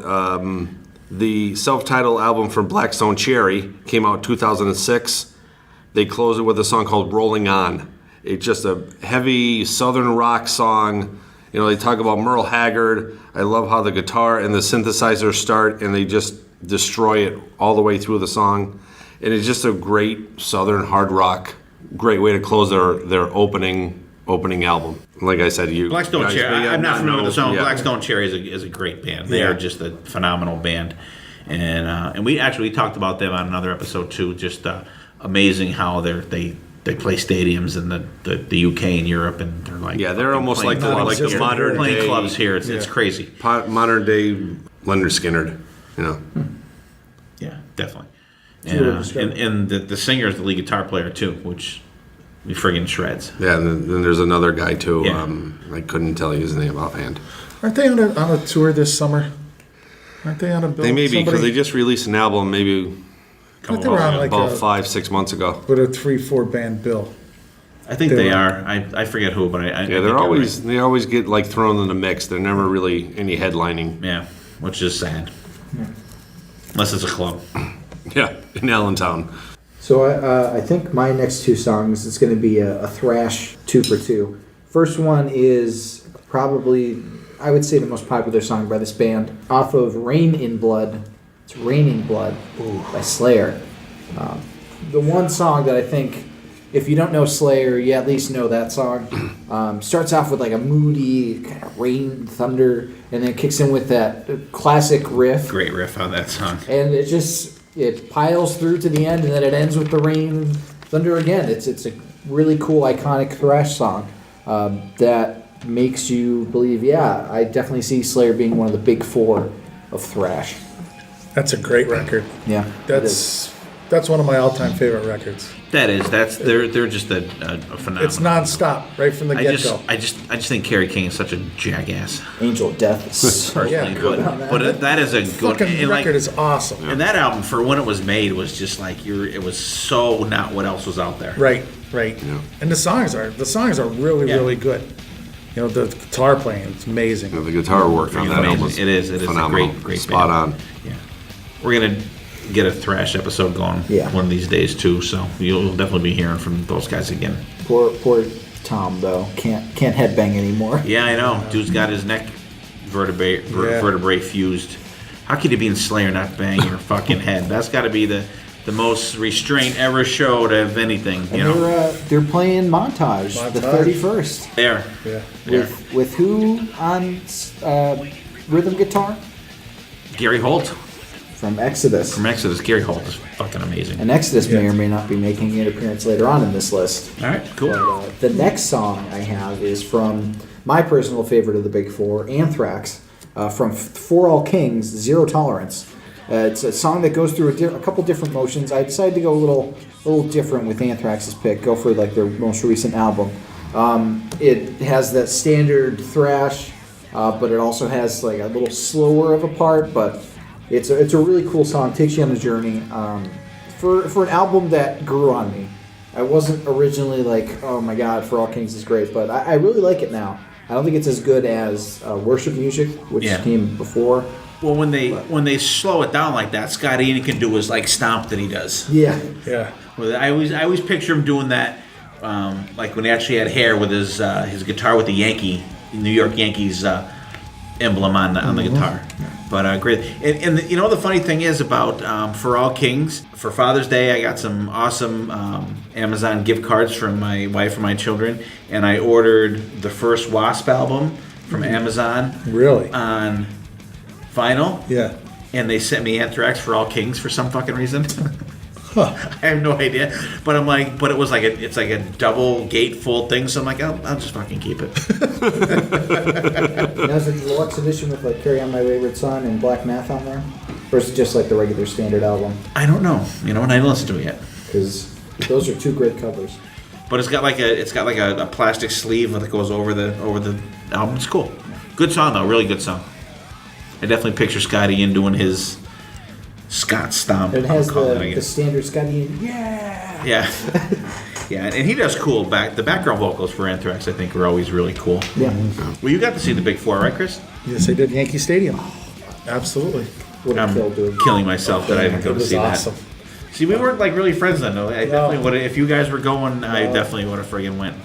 That was great. We had 4 seats. I was like right in center field, Yankee Stadium. Did you feel like Mickey Rivers out there? No. And their latest live album, Kings Among Scotland, is so good. It's excellent. That's really good. Yeah. Awesome version of Anthrax. NFL. You can't go Yeah, wrong no with doubt. Anthrax. You know what? They're just a great band. All right, and I'm gonna go with my picks. BB talked about Damn Yankees doing Pile Driver, and he said it's kind of a throwaway Ted song. I don't believe it was. I believe that that song was part 2 to this song from the 1986 album Little Miss Dangerous. The last song on there is a song called Painkiller. Very similar songs. Double bass in the song, a hard driving song. They are brother and sister songs. He is the painkiller. Yeah. This is Fucking, was gonna say. and that is, I don't know if anybody else here is familiar with the Little Miss Dangerous album. It came out in '86. It's got a little more of a, I won't say a pop sound to it, but it's not your average Ted album, but it's good. It's really good. It's got a lot of some of it actually sounds like programmed drums. I think some of it sounds like Overproduced. I don't know about overproduced, but it's got a different sound to it. But it's a fantastic album. High Heels, Emotion, Strangers, and actually I saw him twice for this tour. He opened up for Aerosmith in Binghamton with this album, and then probably 2 weeks later he played down at Rocky Glen Park, and he was the headliner there. And Sabotage opened up for that show. Yep. It was just a phenomenal show. And so if you're a Ted fan, even if you're not, this is a good album. Dave Amato, that is the guitar player in REO Speedwagon now, was the guitar player and he sings on some of the songs on this album. Just a really great album. And actually, even Burt Bacharach even co-writes a song on this fucking album. It's called Little Red Book, and it's good. It's really good. So I don't know if it's a cover song that he wrote and they did it. I don't know. I don't know any other songs, but it's a really cool, and it's got some little maybe synthesizer here and there in it, but it mixes in really good, and it's a great album. And Painkiller is just he tears the solo up in this song. Just like at the end of the song, he just fucking absolutely rips it up. Just a great song. My next song is going to be from an album in 1985. We're going to go back a year. From the band Kicks, a song called Sex. Nice. From Midnight Dynamite. Yes. Fucking excellent. It's got harmonica in it. Fucking just a great song. It's pretty much about the guy there's a couple in the room next to him banging the shit out of each other, and he hears the sounds echoing through the walls. But it's just a great song. The bass is great in it. It's got a great part in the middle. And hey, what song is not great when you can chant sex, sex, sex? You can't beat it. I think it's just a great way to end the album. It's a great record all around too. Oh, fantastic album. Awesome record. And they also played Rocky Glen, headlined on that. I was there for that one too. It's when he was actually able to light the fuse on the microphone. Dynamite microphone. Yeah. Yep. Yeah, definitely a great song. Like live, they like you said, everybody chanting. It's almost like an anthem song for those guys. Get the crowd into it. Yeah. Good tune. Absolutely. Classic sing-along song. Anybody could sing along to a one-syllable word. I think Kix picked the right word. It's not a complicated cadence. No, Yeah. it's not. Gets everybody's attention. Hey, that's the name of Chris's band's next album, Complicated cadence. There you go. Hey, you never know. Write it down. All right. Chris, you're up next, buddy. Well, since we're talking about sex, I'm going to go with Making Love by Kiss off of Rock and Roll Over, 1976. Probably the most rapiest song that Kiss has had. Yeah. Going blind, he talks to. Well, yeah. But Making Love is in my top 5 of Kiss songs ever. It's just a great kick-ass tune. And they actually played it, Dick Clark, 1990. 96? 96, right No, before maybe the- 94, 95. It was right before the reunion. It was Bruce and Eric. Yes. Great version of that, too. Yes. That's kick-ass. Yep. Awesome. Yeah, definitely another iconic Kiss tune that everybody knows if you're a Kiss fan, and you can't go wrong closing the album with that song because it's just amazing. Yeah, the 1-2 punch of Love Gun and Rock and Roll Over as 2 back-to-back albums. It's just a classic, and Making Love is a great closer to a really solid album. Yeah, great. Yeah. And and one of Ace's best solos. He just absolutely just tears it up on that. Yeah. And my only wish is, Dylan said the 1-2 punch of Rock and Roll Over in Love Gun. I just wish that they ended Love Gun as good as they ended Rock and Roll Over. Because Then She Kissed Me makes me want to jump off of a fucking bridge. Why? Because it's terrible. Interesting. Oh my God. Oh my God. I almost had that down, but it's a cover. Are you serious? Yeah. You're smoking crack, my friend. Paul Stanley sings it. I don't care who sings it. Liberace might as well sing that fucking song. That's how bad it sucks. I question your loyalty. I question it. They should have just ended it with Stan. Just play Making Love and end it. All right, good pick, though. I hear you. My next one is very classic by the Rolling Stones. You Can't Always Get What You Want off the Let It Bleed, 1969. This was actually the B-side to Honky Tonk Man. But when they started playing it live, everybody started. It went over good. It was a crowd participation song, and then it just took off from there. Yeah, really great. Yeah. I'm not a. I know the hits of the Stones, and that song is definitely one that I know, and it's really a good tune, and I did not know that was a closing song. I'm not usually into children's choirs and songs, but that works so perfectly as a beginning to that song. Like it sets this mood that the song just continues with. Yeah, good. Definitely a good song. I'm a Stones hits guy myself. Although I do have to say that Kiss does 2000 Man way better than the Stones did. Did you ever hear that version? Yeah, It's terrible. version. It's very weird. I mean, that's a weird Stones album too. Yeah. Her Satanic Majesty. But You Can't Always Get What You Want is good, and that's it's one that I don't think is too overplayed by those guys. Mm-hmm. You'll hear it every now and then, just don't hear it. It's not like Start Me Up or whatever the other songs you hear all the time are. But good solid picks. A little classic rock thrown in there. Good job. Cool. BB. How about we go to 1986 with Cinderella's Back Home Again from their Night Songs album.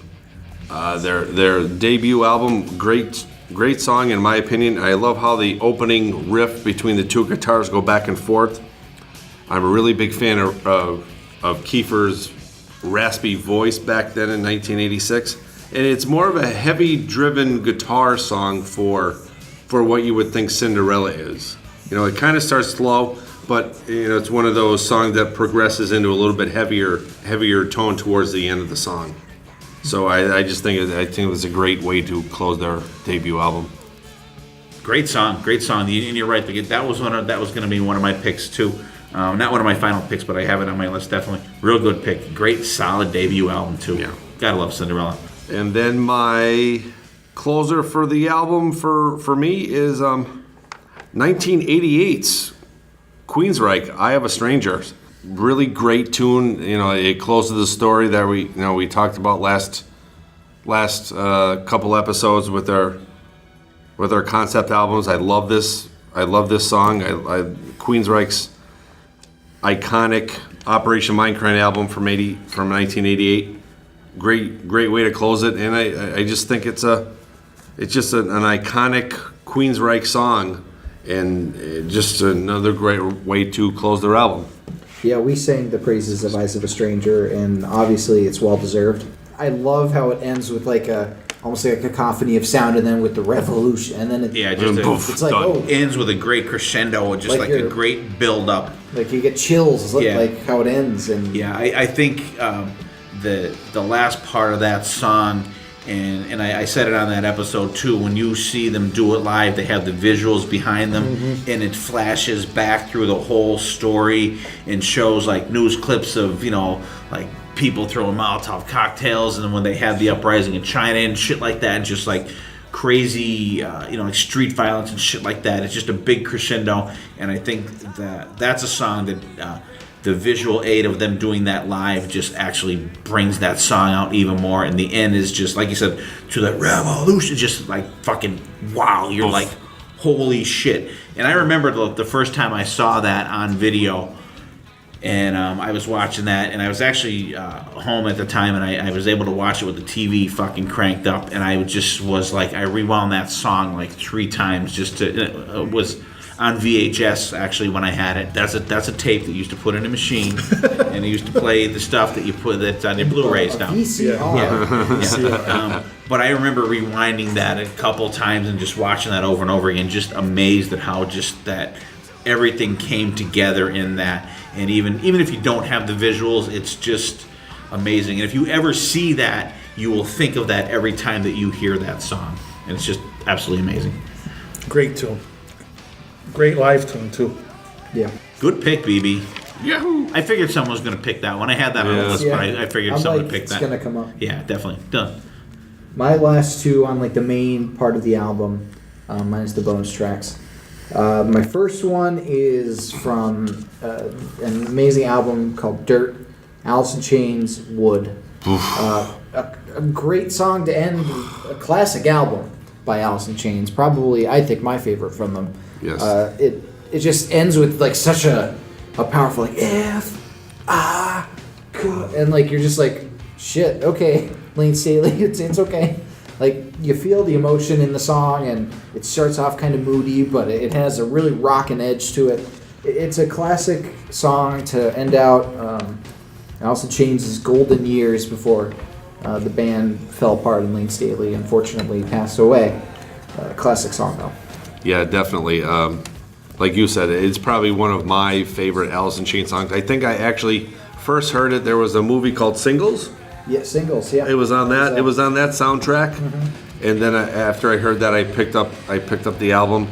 Great album, and that song is just iconic for those guys. And in that time that time frame of music was, balanced between the Seattle guys and the heavy metal guys, and Alice in Chains just fit dead nuts right in the middle, and they just really made some great music back then. Yeah, Singles is such a time capsule movie. God, now I want to go back and I want to go home and watch it now, because I remember watching it back in, it was like 90, 91-ish. That is like a full-on grunge soundtrack. Yeah. I think actually some of the bands perform in the movie, if I'm not mistaken. I think maybe Pearl Jam might. I'm not quite sure though. It's been a while since I've seen that. But yeah, Alice in Chains, Wood. Any thoughts? I enjoy the song. I think it's cool. Definitely, it's a song that you could, when you hear that, you're like Alice in Chains. Like you could hear the first notes of that song, you're like, ooh, Alice in Chains. Yeah. Definitely in one of their most iconic songs. Goes off with a cool bass riff. Yeah, that's a good song. It's fun to play too. It's a good song. And then my last song to close out the album, I think I'm gonna go with David Bowie off of Ziggy Stardust and the Spiders from Mars, Rock and Roll Suicide. An epic song to close a concept album, basically, about this character that comes down and brings rock to the people, and it's an emotional end to a powerful album, probably one of the most iconic David Bowie albums, but almost every album Bowie does. is iconic, especially in the 70s. But Rock and Roll Suicide, you can't end an album that has, Suffragette City and 5 years. 5 years being one of the best openers. I think Rock and Roll Suicide is one of the best closing songs. I gotta say, I actually listened to that album about 2 weeks ago, actually from Dylan's vinyl. I was like, wow, Yeah. why haven't I listened to this shit before? Like, seriously, I was like, now I could, definitely see how bands like Def Leppard and stuff like that were influenced by him. Yep. I never really delved into much David Bowie stuff, but you have to pull that album back out for me, Dylan. I'll have to revisit it again. Absolutely. But cool stuff, it's definitely like 70s shit. It's definitely, you can tell what what decade they're doing these albums in, but you could definitely see that other bands kind of picked shit from stuff like this. And Mark Anthony K will be patting you on the back again, Dylan. Yeah, so that closes out my main album. All right, cool. Yeah, I figured nobody else would. Good pick. Well, that's why I was looking at everybody there. I was like, okay, but I mean, definitely cool stuff though. My next song is going to be from Styx. It's going to be from the Equinox album, Sweet Madam Blue. Huh? I thought it was going to be from Killer Queen. No, it was not. I thought it was going to be from The Mission. Literally, the only song I could. Or Grand Bite me, BB. Wait till you see the one I picked for the next one, motherfuckers. It was the last album that they did with the John Kuliwerski guy, whatever. I'm sure I'm killing his name. He's the guy that Tommy Shaw replaced in Styx. It's a really good album. Starts out with Light Up. It's got songs that probably no one's ever really listened to unless you're like into Styx. But if you're a Styx fan and you've seen them live or heard them, I'm sure you know the song Sweet Madam Blue. It's about about America. Just a great song and phenomenal song. I love it. It is good. I'm not familiar. Shows the 1975? Is that when it came out? It came out in 75. Yeah. It shows the musicianship of Styx, definitely, within that song. It's another Journey song, I think. I get transported. Now when you say journey, it's like you're like a mission to Mars. It carries you along with the song, like a mission to Mars. You experience radio silence at some You need to listen to that more. I'm gonna test you on that, BB. Definitely. So definitely check that out. I think it's a phenomenal song, and it's a great album. It doesn't really. I think they've been playing the opening song "Light Up." They've been playing that recently. It's a really good song. And so if you haven't check that album out, it's a really good album. I think it's very good. I'm going to delve back into the Kiss realm. We actually mentioned this song before. It's from the 1978 Paul Stanley solo album, a song called Goodbye. Nice. I think You finally picked a good one. that album. Thank you. I appreciate that. It's a phenomenal 1 out album. of 10. You're not picking When You Wish Upon a Star. No, that may be a bonus track, maybe. Just a phenomenal album. Bob Kulick plays his ass off on this album. Yeah. It's the most Kiss-like of the 4 solo albums. If you take off Hold Me, Touch Me off that album, you have a perfect fucking album. That's another song that just makes me want to run into traffic. And actually, one thing that I discovered the other day, I busted my vinyl back out, and this was one of my original vinyls, and I didn't realize I still had the poster in there. Really? Yeah. Oof, that's cool. Right? Because Yeah. I was checking it out because apparently there's 2 different versions of the Paul Stanley solo album cover. Yeah. If you look at it, his neckline, one is a V-neck and the other one is just a regular crew neck. Really? Yeah, the one I don't And crew then there's neck, the but third one with the turtleneck. The That's the turtleneck. rarest. You see? There's one with Why the you gotta be There's like one with that? a cardigan too. All right. You had your fun. But it's a great song, and I was so glad when he did that. I was so glad when he did the One Live Kiss tour when he did that, and Goodbye was the last song. I think it's a perfect end to It's not like a rocket song, and it's in between a rocket song and a mid-tempo song. It's like 3/4 rockin', but just a good song, and it's just a great album. And this was actually the first solo album that I bought, to my recollection, and definitely the most Kiss-like of all of them. And it's just a great album, and you can't go wrong with Goodbye. There's mine too. Good pick. Thank you, my friend. All right. I'm glad you agree. All right. Onto the bonus tracks. Onto the bonus tracks. Yeah, we always got to give you a little extra on this one. Throw you a freaking bonus. Throw me a freaking bonus. BB showing Chris the two different. Show him the cardigan one now. Yeah. Somehow I think you're making that up. That one I may embellish a little bit on that one. All right, Chris, give me your bonus tracks, buddy. All right, I'm going to go old school. Kicks off the self-titled album. Yeah. Good tune. Those are some good records back then. Those first two, they don't sound like anything else of the other Kicks catalog. No, they don't. And, it kind of gets old, the song, after seeing them so many times, them playing it and then going through the same story. But when it's all said and done, it's a really kick-ass, and it was a good way to close out that first record. Really was. Absolutely. I remember seeing that live for the first time. I had picked up, because they opened up for Ace Frehley at the West Side Theater in Scranton. Were you at that show? No. Oh, you weren't at that show? No. No. And this was before Ace was even... This was before the record was even released. It was, yeah. Fairly's Common. Yeah. Oh, yeah. It was like a couple of years before it was released. Right, yeah. And Kicks opened up, and I had the Kicks album maybe a week or so before that, because I had heard they were the opening band.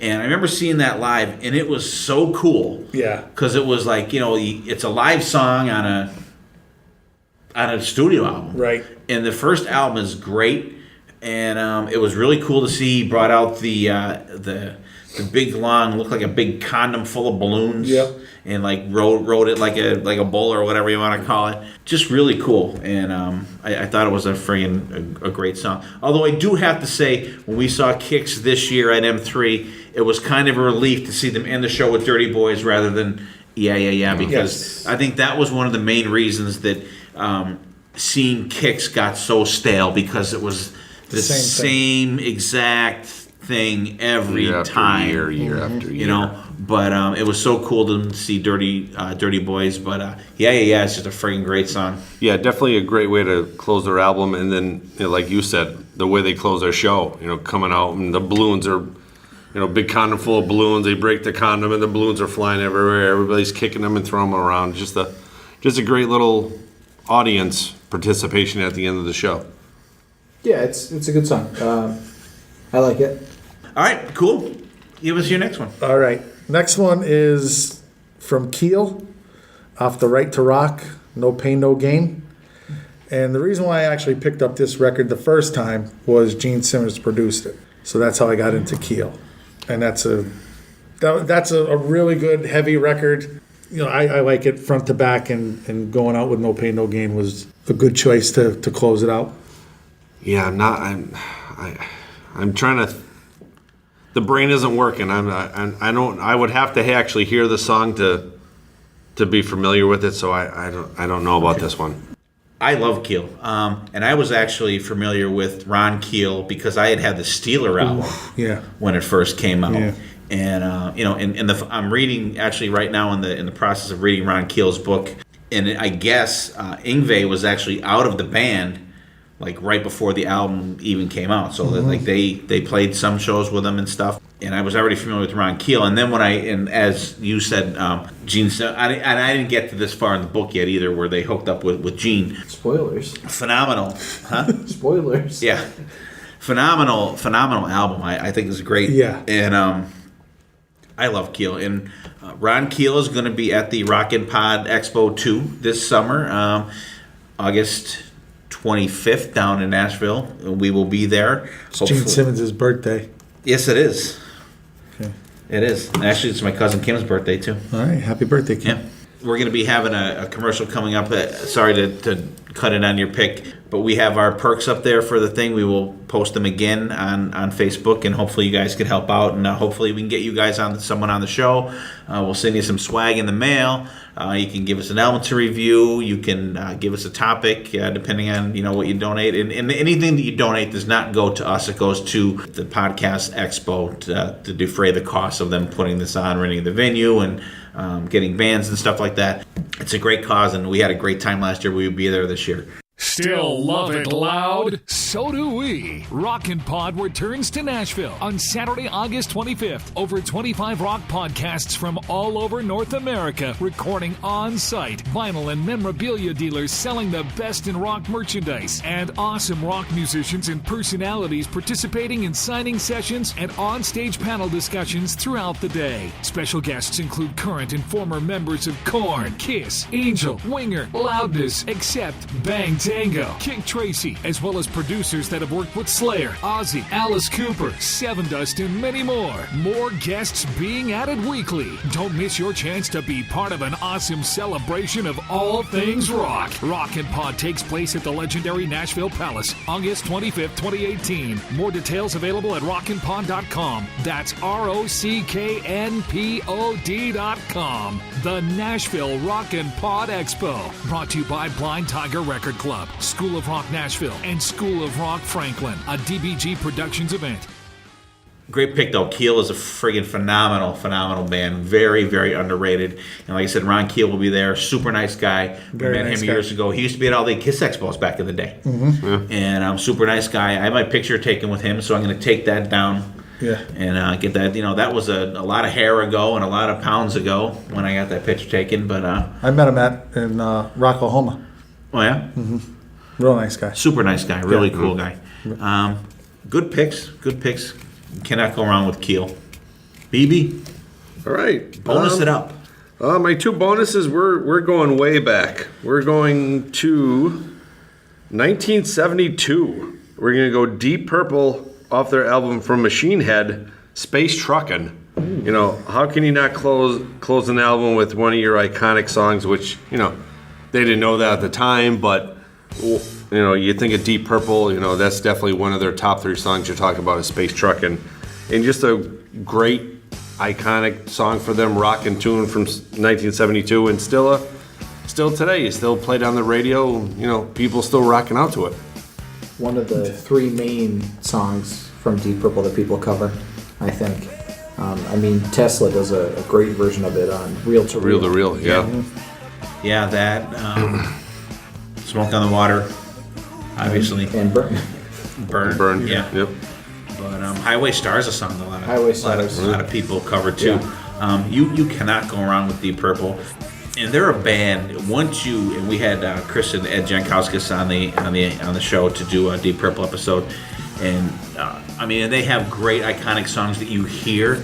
But once you start digging below the hits and the song, like there's just so much amazing music there just to delve into. And if you're a fan of live albums, pick up Deep Purple Made in Japan.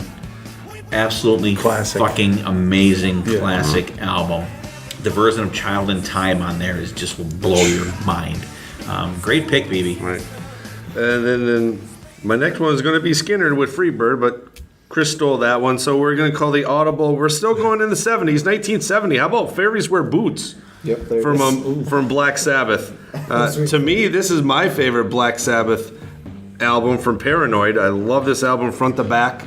I love how they, there's a nice guitar riff, drum action, vocals, little break, guitar riff, drum, back and forth. I think it's a great way to close an iconic album from 1970. I love towards the end where Ozzy just gives up on singing lyrics and he just goes, yeah. that part at the end of that song is the best. When we went to see Sabbath down in Hometown, New Jersey, we were all looking at each other at the end of that part, and it's like, yeah, we all just like freaked the fuck out on that part. Fucking love that. Well, the Black Sabbath tribute band as well did that. Yeah, we did that up there. I love that song. I think that is I'm with BB on that one. Fairies Wear Boots. Just a fucking great song. Although I don't totally agree on the favorite song. Sabbath album. Yeah. I think it's there's With some Ozzy. stuff on there I don't care for song wise. But it's just, I mean, that's I love that song. Ecstasy guy. No.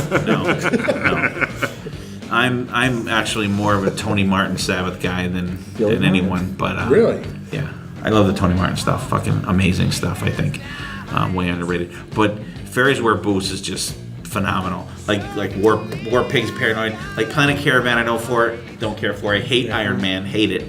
The part in the middle of Iron Man is That's amazing. all right. That's all right. Like Rat Salad is like Hand of Doom was like Hand Electric of Doom Funeral is was like cool. Hand of Doom, I think could have been a cool. I'll give you Rat closer Salad. if- Rat Salad's weird. Hand of Doom could have been a cool. But you don't like it because it has a rat in it.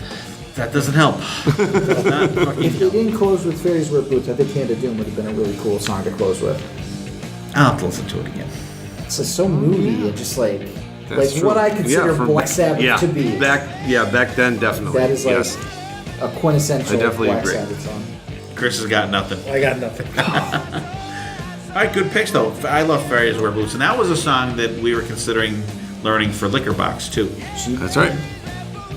We would never have been able to pull off Well, Fairies BB and I Wear were Boots. talking Yeah, about we were it. talking about And it. then I'm thinking like we should not be BB having this would've nailed discussion after Ozzy's drinking a vocals. case of beer.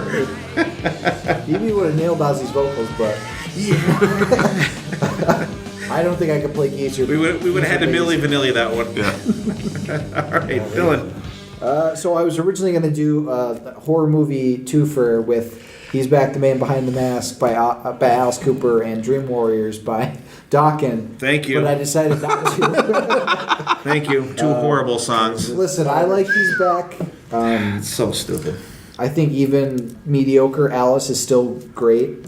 I mean, the first two albums, those are just weird stuff. Not to go off on a tangent, but the first Alice Cooper album was just like a rehearsal. Yeah. And Frank Zappa, who was producing the album, was just like, "Okay, guys, we got it." Yeah. And they're like, "We didn't even play We're it." just practicing. And it's like almost unlistenable. I tried listening to it, but anyways, the songs that I'm gonna go with, the first one is an Exodus song off of Fabulous Disaster. It's a cover of AC/DC's Overdose, a song that I always overlooked. Oh, that's a great friggin' song. It's a great song, and Exodus does an amazing version of it. And they also do a cover of Lowrider in that album, and that's another good cover.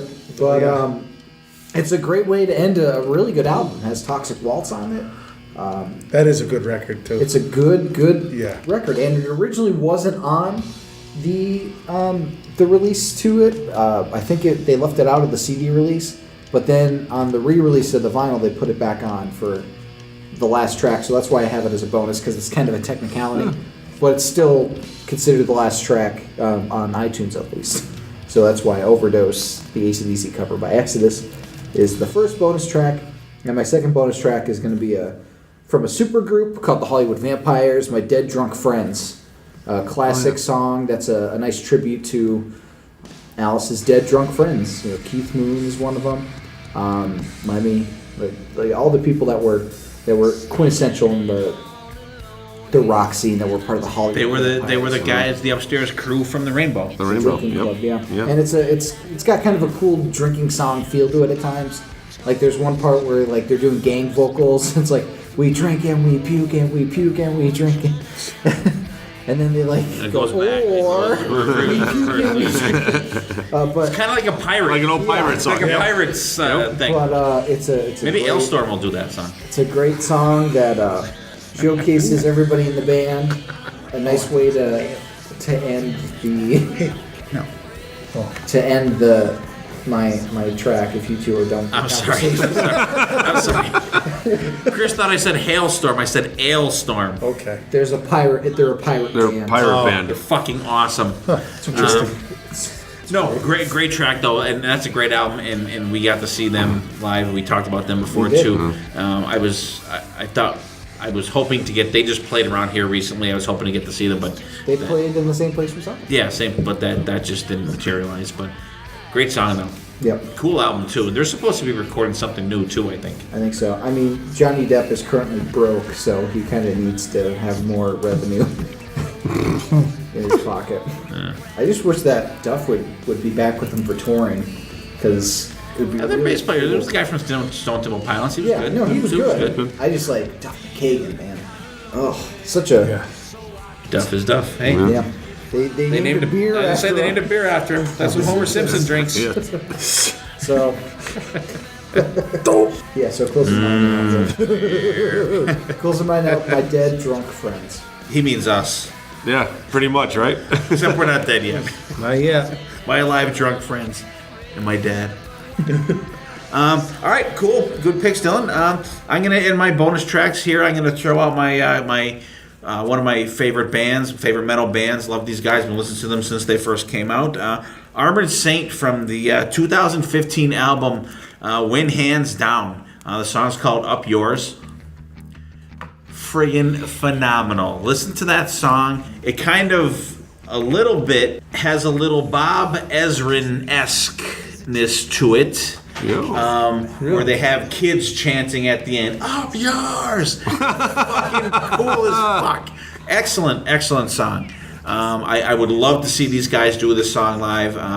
When we saw them, they only did Win Hands Down, Mess, and I think Muscle Memory they did too when we saw them. But like Up Yours would just be a friggin' fantastic song for them to do live. I'm sure you guys probably are not familiar with that song. No. Can't say I am. No. I know the album. The album's great. I'm gonna say I had to see the question album. your loyalty, people. I had to see the album cover. I like the title. Here, it's right there. Yeah, they're like around like a poker table. It's the newest one. Yeah, I don't think I know. You got to get up on your Armored Saint, people. Sorry. Come on, work with me here. BC, this is where I miss you, my friend. You would definitely know what the fuck I'm talking about. What can I say? Armored Saint. I agree. I gotta agree with Steve. That's a great album. It's a great band. See, I knew I was going to miss BC tonight. All right, so you guys, up yours. All right. All right. My next one is going to be the last song from the last album. The last song? Yeah, the last song from the last album that this band did, and they've called it quits. Anyone? You gotta. Well, Motley Crue from Saints of Los Angeles. Going Out Swinging. It's not. It's not The last song. I know it's the last song on an album. Okay. Not a single that they released. I'm aware that there's others. That is a really good song. I'm aware of that. Definitely, I think it definitely sums up, not so much towards the end, but the we're a gang and a band mentality of Motley Crue. Because the album Saints of Los Angeles, that's pretty much what that album is. Just them, from the beginning, face down in the dirt, to Motherfucker of the Year, The Animal and Me, Just Another Psycho, We're Gonna Make It, or What's It Gonna Take, rather. I'm sorry, that's Twisted Sister. Down at the Whiskey. This album kind of goes through their career, but it's just a fantastic album, and I think it's a great song for them to end their final album and just say, we're going out swinging. Yeah, that's a good one. It's a good record too. I think it's great. I think it's one of their best albums. I think it's fucking It excellent. was a good comeback for them.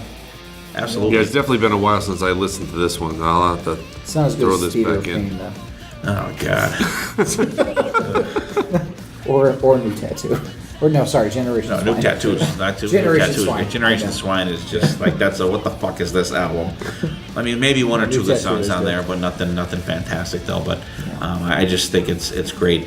It's got 13 songs on there, but they're all 3-minute songs except for like one song on that album. It's just a great album, a great way for them, I think, to go out.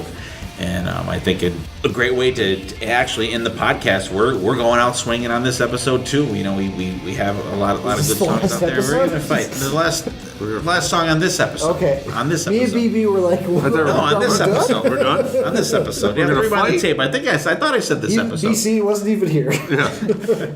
We've talked about Crew live, the last couple of years. Vince Neil kind of mailing it in. Poo-poo. I will say, but Those songs are tough to sing. Those. don't be making excuses for him. I'm not, He but doesn't even try to sing them anymore, though. because he can't, and I I know. don't think too many people can at No. this point.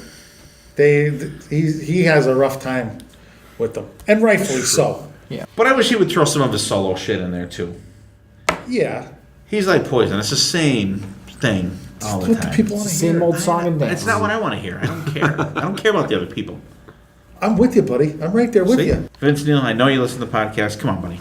Step up your at least step up your set list. It's the same old situation. Yeah, It is very true. It is absolutely. All right, so you guys out there, if you have any glaring things that you think we forgot, let us know. And before we close it up here tonight, we discussed this real quick before we started to record. In researching these songs, there were some glaring things that. Albums I looked into, this would be cool, and then I was like, wow, there's some shitty ending songs out there, and one people may love this song. I think it's terrible. On a totally iconic classic album, debut album from Dio, Holy Diver, Shame on the Night is the last song. Fucking just terrible. I think it's terrible. And there were some other stinkers out there from great bands. And BB, you were talking about a couple. Yeah, definitely. Like Black Label, I'm a big Black Label fan, and I went through that catalog. And as a fan, I was very disappointed to realize that a lot of throwaway songs are their last songs, and it's just you're disappointing the way you look at it towards this podcast. I think Highway to Hell, Night Prowler isn't the best song. I feel like Beating Around the Bush would have been a cool closer. I mean, it's partially because I really love that song, and I think it ends really strong. But Night Prowler is kind of a it just kind of struts, just rolls out in a really kind of slowish way, whereas the rest of the album's just kind of kick ass, in your face.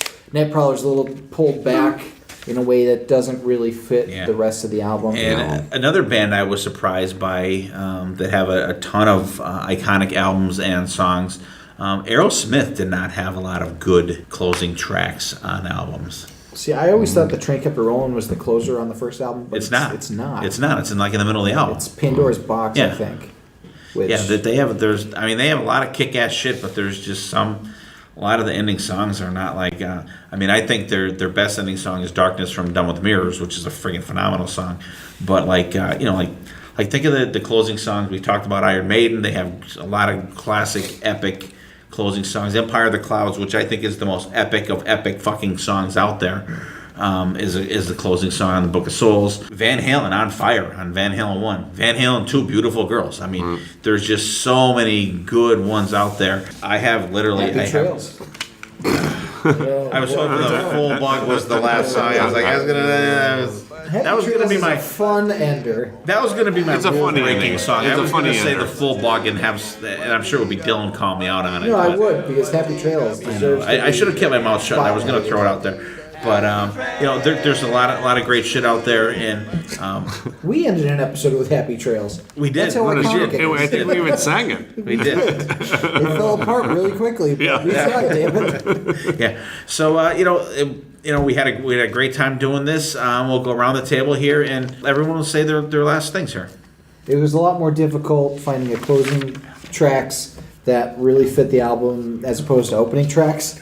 A little harder, I think, but there are a lot of really good closing tracks out there, even out of genre, like Africa by Toto, closing track off of Toto 4. Weezer, Only in Dreams, my favorite closing track of all time. A lot of these songs that we couldn't spotlight because they're out of genre, but there's a lot in genre too that we didn't mention, like Foo Fighters' Walk. Hey, if you could have brought them up. Yeah, It's rock. Well, there was I only had 12. It's rock, so But there's a lot of really iconic songs. Like you said, Maiden has a bunch of them. There's a ton of Maiden songs that we could have picked. But if you have any that we missed or we didn't talk about, let us know, because we love to have a conversation with you about the subjects of the episode. And just, talk to us. Thanks for listening, and, make it a conversation. Yeah, it's funny how back in the early '70s, rock is kind of getting off the ground, and you have Freebird, you have Space Truckin', you have Ferris Wheel Boots, When the Levee and Breaks. Levee Breaks, you have Voodoo Child from Hendrix, like how they close albums, and you don't, now you look back in the day and you're like, wow, they close it with that album. What a great song. But Yeah. back then they didn't know. They didn't didn't know know. where it was going to go. But, now you're talking It's just a 40 song on years their album. later. I don't Exactly. think anybody ever knows what's going to take off on an album. You think or no? I think some people, at times have a feel for what's going to be good out there. I think. Well, you could look at Kiss as an example. They had Detroit Rock City as the lead, like the single, but the radio stations were flipping it over Turned for it over. Beth, and like that wasn't their pick as the single, but they took Beth and ran with it.